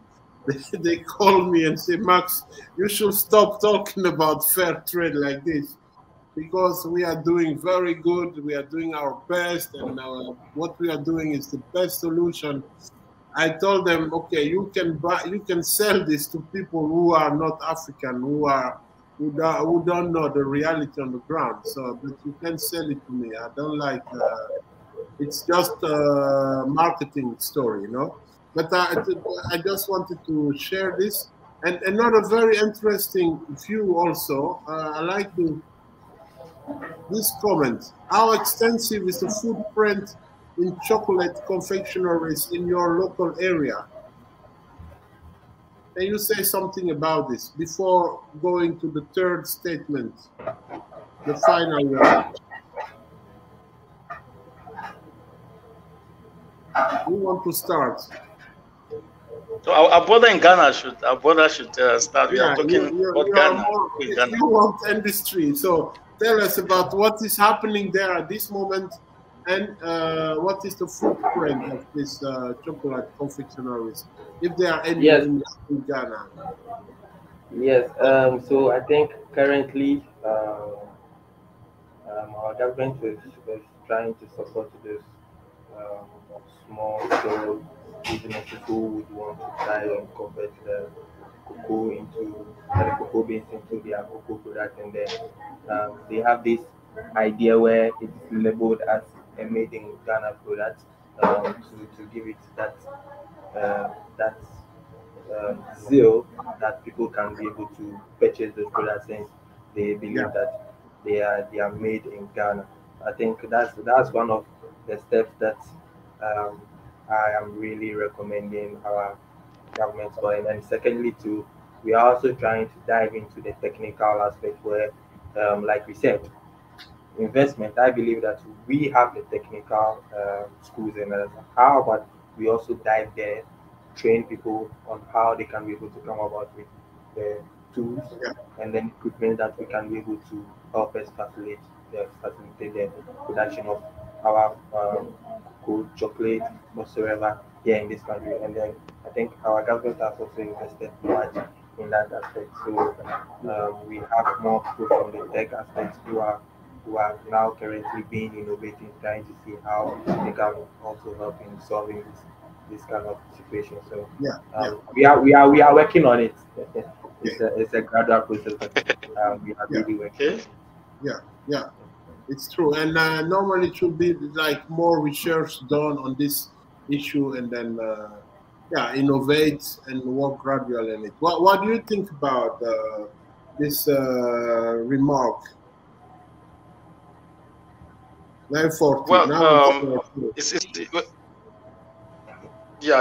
it's something that presently, like where I am, we don't have that yet. There's nothing to write about when it comes to that in our local areas. We don't. Yeah. Okay, that's great. So in Ghana, they are working on it, so we can go there. Let's go now to the what I call, because to summarize, we have discussed about farmer poverty, especially in this area of cocoa farming.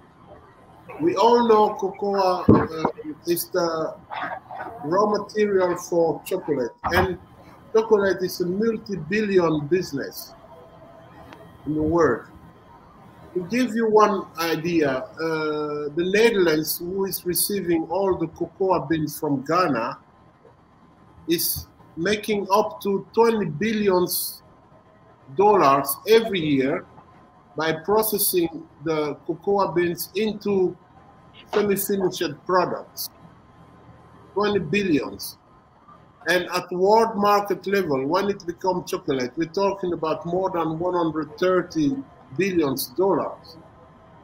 And there is also research done by the Wageningen University that shows that the government of Ghana, in this whole story, make up to something like $100 million a year from the cocoa business. So you can see the discrepancy between 100 million, 20 billions, and 130 billions. So increasing the price of cocoa beans will take you maybe to 30 or 200 millions maximum, let's say. And that's nothing still compared to 20 billions or compared to 130 billions. So we are working on a new concept, a new certification called EqualTrade Certification. I have sent you some information, basic information about that. And it's all about changing the whole system. Instead of talking about the price of the raw material, I think if we Africans want to eradicate poverty, it is time now to go to a new system in which we negotiate the benefits, we negotiate shares in the benefit made at the end of the value chain. So instead of discussing the price from 100 million, try to get 150 million, try to get 200 million, why don't we put a new condition on table, telling people, that's why I started by the question around awareness by these farmers. Do they know that they have the most important element in the whole value chain? Does the government in Ghana also realize that they have something in hand that is more powerful than money, more stronger than industry? Because without cocoa bean, you can put billions in the machine, you will never have 1 gram of chocolate. So is it not time now? Because that's why I also like the approach Richard was bringing. You are optimistic, but you are also realistic, because you said it will take time. But does the African youth time now to wait 1 century more before seeing a change in their life? Do our African people have this time to wait, knowing all the social problems in Africa related to poverty? Do we have time to wait 1 century more? Is it not taking too big risk, letting people suffering like this and thinking, oh, it will come, let's wait, let's wait? I am afraid, to be honest, that if we continue like this, Africa will know one of the most violent revolutions very soon, because the African youth is really tired of this system. People can't take it any longer. The new president of Burkina Faso, I don't know, you can Google, you will see it. 3 weeks ago, he gathered all business people from Burkina Faso, all politicians. He told them, direct live, it's on Google, you can check it. He told them this terrorism issue, it's because of you. Because what's happening today in Burkina Faso, they are people eating grass like animals.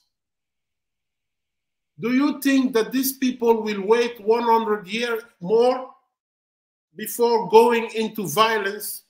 Now they are joining terrorist groups. They are joining radical groups. But one day it will be more than that. So to come back to the solution we are promoting, it's like, let's jump into negotiation at another level. We want to share the benefit made at the end of the value chain from products that are made from our raw materials. So instead of discussing the price of cocoa beans, I think in Ghana it's like 1 ton, you sell it for $2,500. Why don't we go discuss about the 20 billions that the Netherlands is making? Why don't we put on table negotiation to share 130 billions? Because without our raw material, you can never generate this 130 billions. And that is what equal trade is about. That's why I started by asking, are people aware of what we have, what do we have in hand? Because the way it's going now, I compare it with a child having gold. He gives you gold and you give him candies back. Like, oh, thank you very much. I like this gold. I give you candies. It's monkey business. So for me, keep talking about increasing the price is still staying in the system you was calling colonialism, because we are in the same system. We discuss, and this trader coming to Africa, they don't come with the big money. The big money is here. So I believe it's time for the African youth, for all of us to stand up and dare to ask for a systemic change of the whole trade system. And that's what we call equal trade. So that's the third. I hope you get my point. I've sent you some information about it. But I believe, thank you, if we do this, we can start talking, instead of talking about reducing poverty, we should think eradicating poverty, because Africans don't deserve poverty. There is no one logical reason for poverty in Africa. No one. It doesn't make no sense in Africa to see poor people. When you look countries like Europe, like the United States, like China, where they don't have these resources we have in Africa, it just doesn't make any sense to even talk about poverty in Africa. So I believe it's time for us to stand up together. So this was a debate, you know, to raise a few issues, but the real idea behind this is to bring us together and then discuss about the main issue here. Is like, okay, if we use equal trade, if we dare to take it and put it on table, won't that be the only solution to eradicate, which our generation should not talk about reducing, something that is unacceptable. Poverty is not acceptable in Africa. That's all. So we should stop talking about reducing it. You cannot talk about reducing raping a woman. You should stop doing it. Africa is being raped right now. So please, let's get to this level. And this is the last statement to this evening. I needed to talk about this also. I get almost emotional when it comes to this, because it's one of the reasons we, diaspora, and I'm missing my family now for 20 years, my friends, everything. Because, and I can be happy, there are young people dying in sea while they are trying to reach Europe. So what do you think?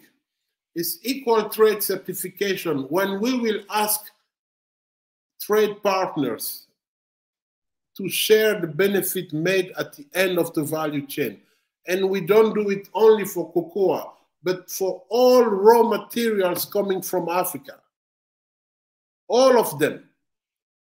You talk about Burkina Faso, we're talking about Burkina Faso is the country who is giving all its gold to Japan.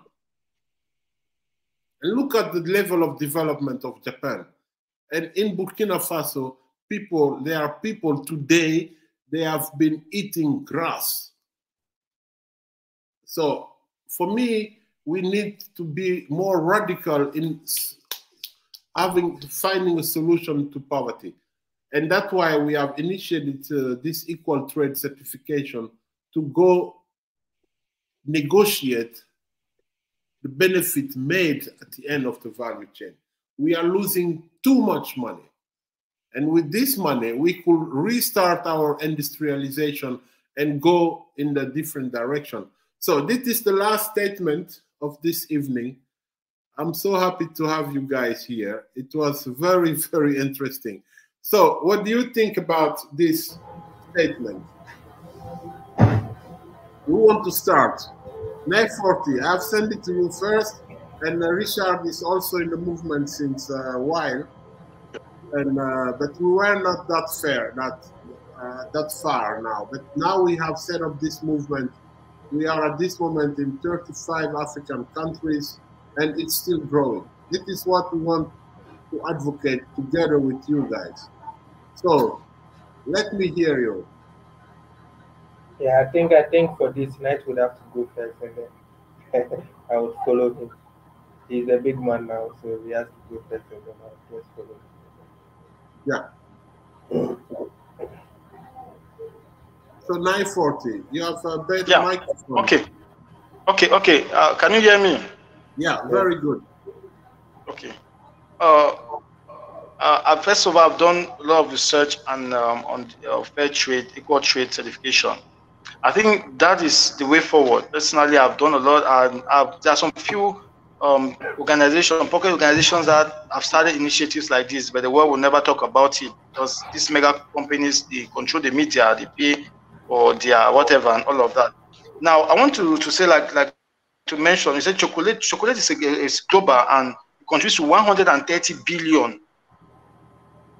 Industry is a 130 billion dollars industry. 130 billion is a lot of money. Now, there's some stats that people should understand.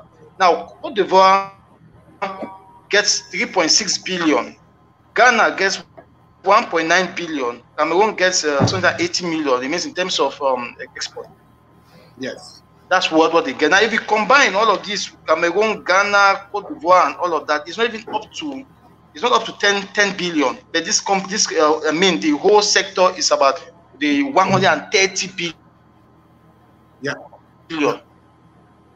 The mega companies are making a lot of money.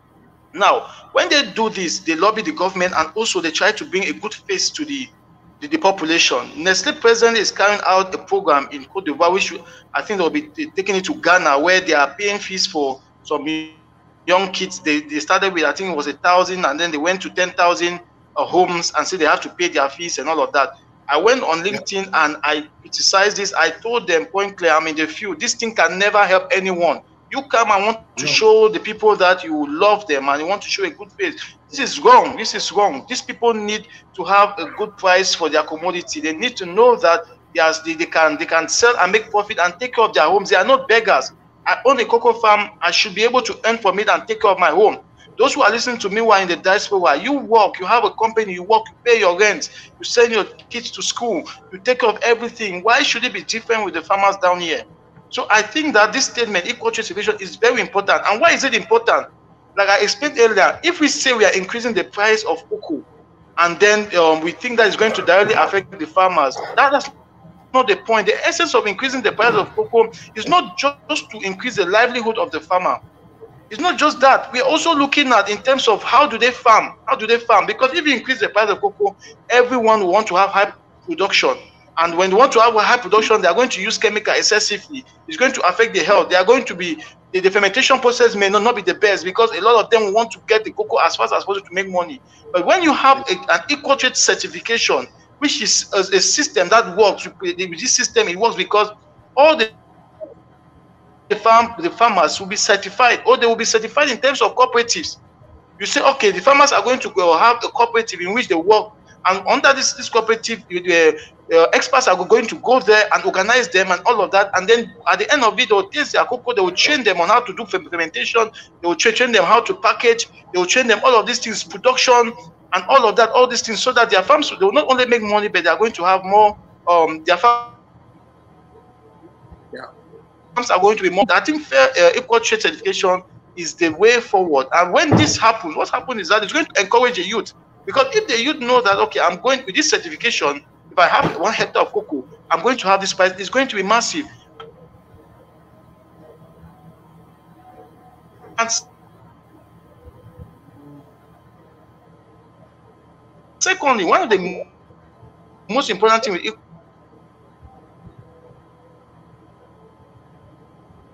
We have some issue now. Yeah, I think it's network problem. Yeah. Wait. I think you will come back. What trade is that Wait. Can you hear me now? Yeah. Now we can hear you. Great. Now. Yeah. Okay, your second point. One of the most important, like I said, the last point is, one of the most important is that when you have equal trade certification, the price, the international market price will not affect the farmer, which means you not wake up one day and say, cocoa, a kilogram of cocoa is sold for 500 francs. You're going to have a standard price, but at the end of it, when the profits at the international level is good, it's still going to affect now them positively. So you're having a complete system that works. So I think it's important. It's important that we should follow really important. Like you said, my last thing I'll end is that Africa is going to rise up, whether they like it or not. Presently, 20 million people starve in sub-Saharan Africa. Then 20 African countries are in conflict. Cameroon presently is in conflict. The Anglophones are saying they have been marginalized and all of that. So there is this conflict that is taking place right now. Nigeria is in conflict. Insecurity in Nigeria, Burkina Faso, Mozambique, everywhere. Conflict. Why is this conflict? Because the young people don't have jobs. But just the agricultural sector alone can create 17 million jobs annually. If we are able to harness the power of the sector, we can create 17 million jobs. But yearly in agriculture, it creates less than 2 million, which means this is a huge area where jobs can be created. Jobs can be created. Yes. Young people can be encouraged to farm. So I think the EqualTrade certification is extremely important, and we should look forward to it. Yes, and not only looking forward to it, but working toward it, because, like you said, the youth in Africa is more than enough. You know, they are like hopeless, and we should mobilize the African youth, but also mobilize the European youth, because they are the one benefiting from this system. So if they join the movement, we can create a kind of crossfire effect. You know, these multinationals, when they come to Africa, it's very easy for them to dominate our government because they have money, you know, to do whatever they want. But here in Europe, it's a very different story. The youth in Europe, the people in Europe are the consumers. So they can ask for change, radical change of this trade system. And starting by agriculture is very important, because it's something that people like. They love eating chocolate, you know, it's something symbolic. And so we can start by that one, but it will reach out to all African raw materials. Because, like I said, there is no one logical reason for poverty in Africa. You take the coffee from Ethiopia. A few months ago, I was in Denmark. I ordered a coffee, just a cup of coffee.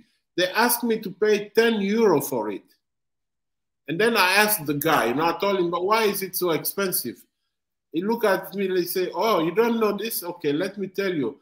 This is Ethiopian coffee. It's the best coffee of the world. So you have to pay 10 euro for a cup of coffee. So if we had equal trade, this 10 euro, at least 4 euros should go back to Ethiopia. And imagine, every day they are selling at least 1 million of cup of coffee.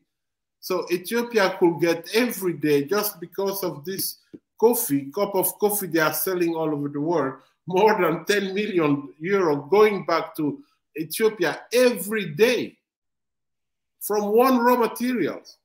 So how many raw materials Ghana has? More than cocoa only. They have gold. they have bauxite. They have oil. They have gas. So if we apply equal trade to all these raw materials, Africa can become a power. But to get there, we need to organize ourselves. Like you said, the media won't talk about this, but the media will talk about this when they will realize we have a critical mass behind it. And not only in Africa, but also on their own ground here. People will stand up and ask for EqualTrade certification.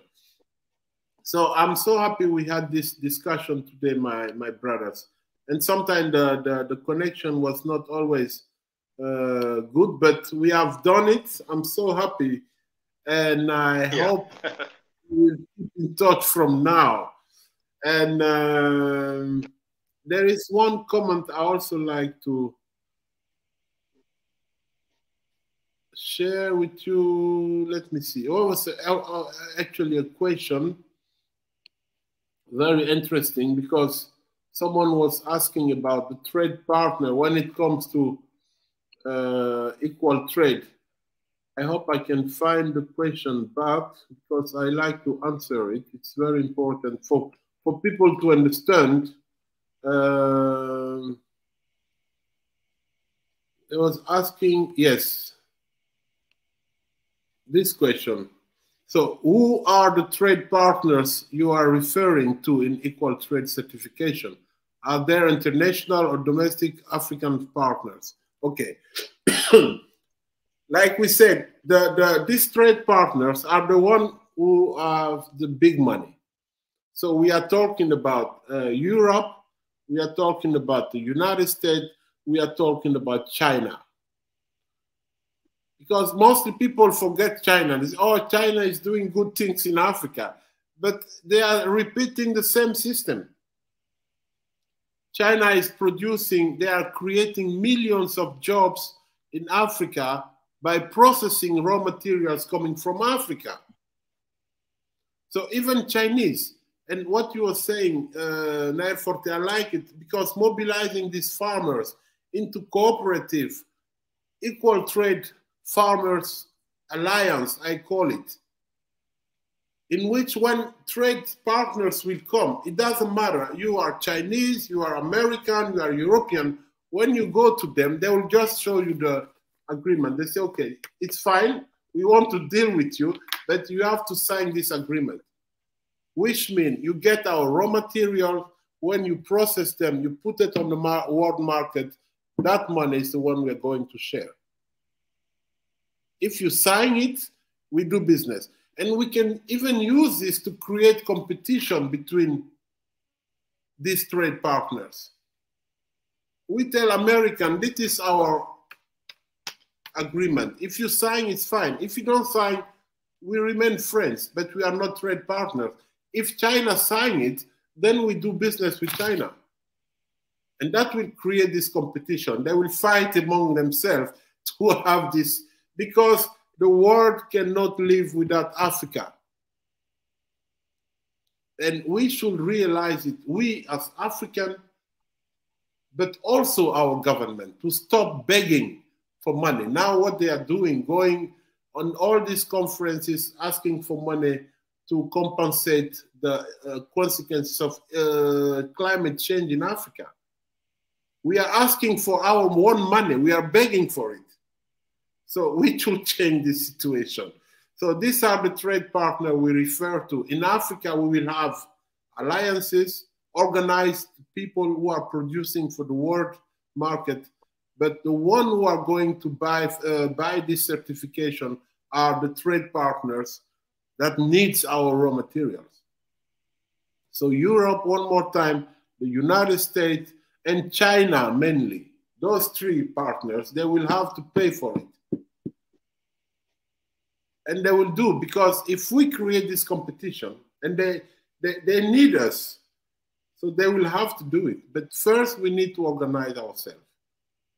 At a very, very Pan-African level, we need to involve all the youth of Africa from all these 54 countries, and then mobilize the diaspora and also European youth.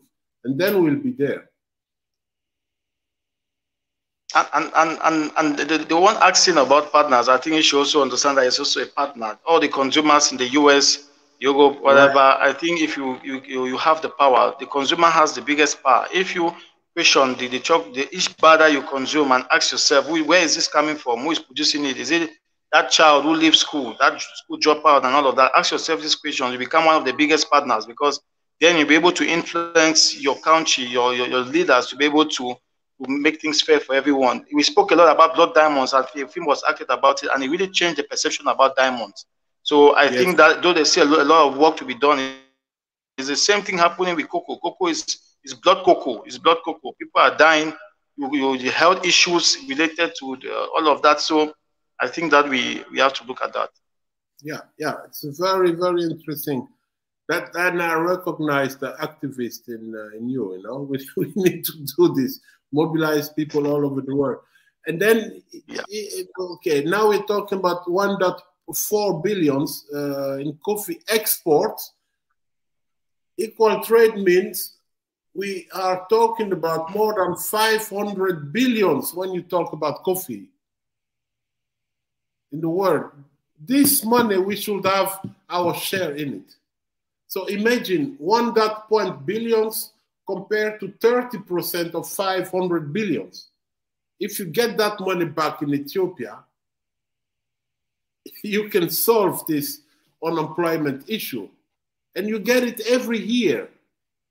So the government will have so much money, but then the condition here, it's redistributing this money among the population. And that will be the big challenge. And that's something also we can fix by organizing ourselves and having this critical mass and supporters to impose this. Richard, you are quiet now. Tell us something. What do you think about? I think it's bothered. It's bothered. About the big money now. I think you for me, you already know. For me, mine is to make sure my farmers are smiling. So if there is going to be that considered transparency, where at the end of the day our farmers are going to end more, for me, I'm really happy, because if the farmers are smiling, we are smiling. If they are not producing, we wouldn't get our chocolate and other stuff like that. So if the measures are going to be very transparent enough that our farmers are going to benefit, I mean, why not? We have to push the initiative and then make it happen so that they can also benefit from it as well. So for me, that's why I think you guys really talked about it. For me, I was smiling. I was quiet and smiling because, like I was saying, for me, I'm for the farmers. Ours is to make sure they smile. So if the system is going to make them smile and smile more, I mean, we have more production, so we also have to. So I think it's a good initiative, and then we have to push it. Yeah, and that's good things about equal trade. It's targeting all raw materials from Africa. If you take a country as Cameroon, you have a lot of more than only cocoa. You know, and that's where the population. Yeah, you have everything. We have bananas, everything you can think of. You have it here. And when you think about minerals, then it goes further. You think about Cameroon has a lot of oil, natural gas, and we are applying the same system, the same trade system applied to all African raw materials. So if we manage to turn this around, now we're talking about farmers, but I think about the African youth. They should all have a benefit from this, because the raw materials belongs to the people, not to the government. And that is something they have created artificially, like the government is allowed to sell the raw materials, so they are dealing. But this is something that will change when we will get at that level to influence policies in Africa. The raw materials belongs to the people, so every African should benefit from it. And then you take countries like Congo, you go to South Africa, you go to Zimbabwe. So thank you so much for having shared these 2 hours together. There are so many comments, we cannot reply to all, but you will get this by email, and then we have all contacts. You always can communicate. I like to hear from you. If you have something as last word for the viewers for tonight, and the one that are going to visualize this video from tomorrow, because it will stay online for a long time. This is internet. Everything we are saying now will remain online. So first, I really want to thank you guys for appearing here and sharing your idea, your views, and your your dreams even. And for me, it's like a first step to more collaboration. We need representatives in Africa for equal trade. And by the way, because we have this remark from Ethiopia, Ethiopia is the country where we are going to set up the headquarters of equal trade. because Ethiopia has never been colonized. And that's where we have the biggest number of members at this moment. We have a complete team in Ethiopia, so we are going to start by Ethiopia. But like I said, we already have representatives in 35 African countries. And the goal is to reach out to all African countries. So I hope 940 from today on, you will be one of our representatives, and we need to collaborate. We need to work together. And Richard is already on board since 1 year, something like that. They were the first one who joined the movement. And now I'm very happy to welcome you too. And we will have different sessions here. I'm sure based on what we have discussed today, we will have a lot of reaction, and we can start organizing other debate with the diaspora from America and from other countries from Africa. So we create this awareness together. So do you have something to conclude? What do you want to tell our viewers and our people and your followers? So go on, the floor is yours. Who want to start? Okay, I will just start. So my brother will end. I just want to thank everyone that has followed us, has watched, and I want to thank the youth. I want to say they are the future. They are the future. We should not live as Africans and say, I want to make money. Say, I want to leave a legacy. And I want to tell everyone that is watching that is in the diaspora, if you're in the US, UK, Canada, you have to advocate for this. It's a cause not just for Africans, but for every one of us. We are fighting. The migrant issue is a problem today. If we don't solve this problem of fair trade in Africa, you keep having all these persons in your border, and we don't want you to keep killing Africans because they are already dying they are dying in Mexico, they are dying in all these areas because they don't know what to do. You have all this wealth in Africa, but we are exploited by the very own your government. Sometimes you eat this, you are ignorant about it. But I want to draw your conscience into this. Look into it. Sometimes question, because this chocolate I'm eating today, where did it come from? Question yourself and ask yourself questions. You have the power to be able to influence decisions like this. At the level of your country, you can also advocate for Africans. We are producing all these things for everyone. It's not just for Africa, for everyone. We are not saying we should not sell, but we are just saying that those that are consuming it should be aware what is happening. We are 20 million people hungry in sub-Saharan Africa every day. 250 million children sleep hungry every day in Africa. That's what is happening. It doesn't mean it's not because we are poor. It's because of what is happening. Colonialism and new colonialism has eaten us deep, and we have to find solutions. The cocoa sector, just 6%. With farmer benefit, just 6%. Imagine the biggest producer of cocoa, 70% of cocoa comes from Ghana and Cote d'Ivoire. But this farmers benefit just 60% of the total revenue from the cocoa sector, 6%. And the mega companies benefit out of this. So look into yourself, I mean, to your conscience, look to the mirror. When each time you consume chocolate, know that children are dying because they will work in this farm. They are not going to school. Women don't even have money. Some of them are in abject poverty. Some of them live in incompleted buildings. This is what is happening. Climate change, they are cutting down trees to plant this cocoa, but they are not getting a fair share of the money. So it's also, affecting the environment. So let's all of us find solutions. We are all partners in this, like our brother asked, and we can all do better. We are stronger together. Thank you. Thank you very much, 940. Thank you so much. And Richard. Yes, I think, I mean, when you know where you are getting your chocolate from and how it is being produced, there is a joy because you get to know how the joy those farmers or those value chain of them are going through in order to get you that chocolate. So like my brother and I say, it's really good to really think deep. I mean, you wouldn't be happy if you know that people have to work extra hard to get to your chocolate. It would be cruel of you to be like, you don't care, you are paying money for it. No. At least when you are happy, just also try to put it in yourself that so far as you are happy, the person making you happy through that chocolate should also be happy. And we also have to fight it and also make it very transparent enough that you also get to see that yes, indeed, you are buying chocolate, yes, but the farmers also producing it. they are also happy. So I think this is a full force. We can't do it alone. We need everybody on deck. We have to push this agenda really hard, and then the head as well.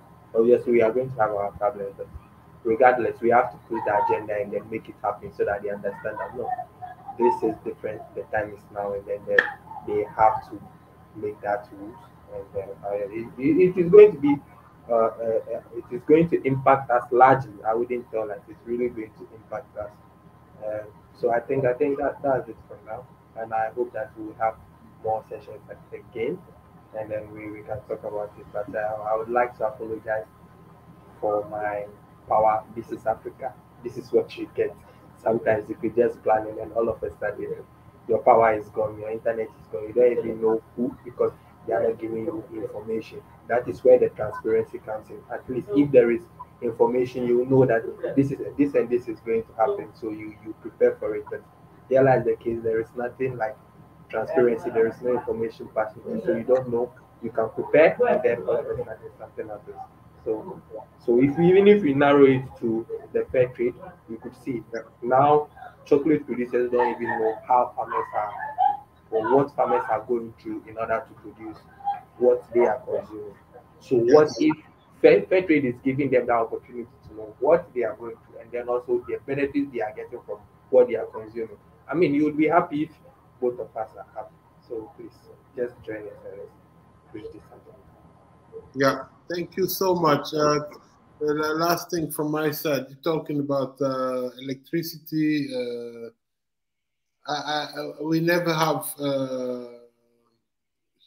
shortage on electricity here because we are getting energy, buying it from France, and it's all from the uranium coming from Niger. That's what lightening all Europe, because France used uranium from Europe to produce electricity, to produce tools for trade cancer, and they are selling it to all Europe. Again, Africa is feeding the world. So I'm happy we have been together, and I really like to thank God again. He has listened to our prayer from the beginning. We had a very good session, and we are so thankful for that. And like Richard was asking for, we will have sessions again every Tuesday on Swahili Nation, 9 p.m. East African time. So from now on, I like to let you guys know that you are part of the Swahili Nation family. You are home. You can also come with ideas to have a show like a live stream here.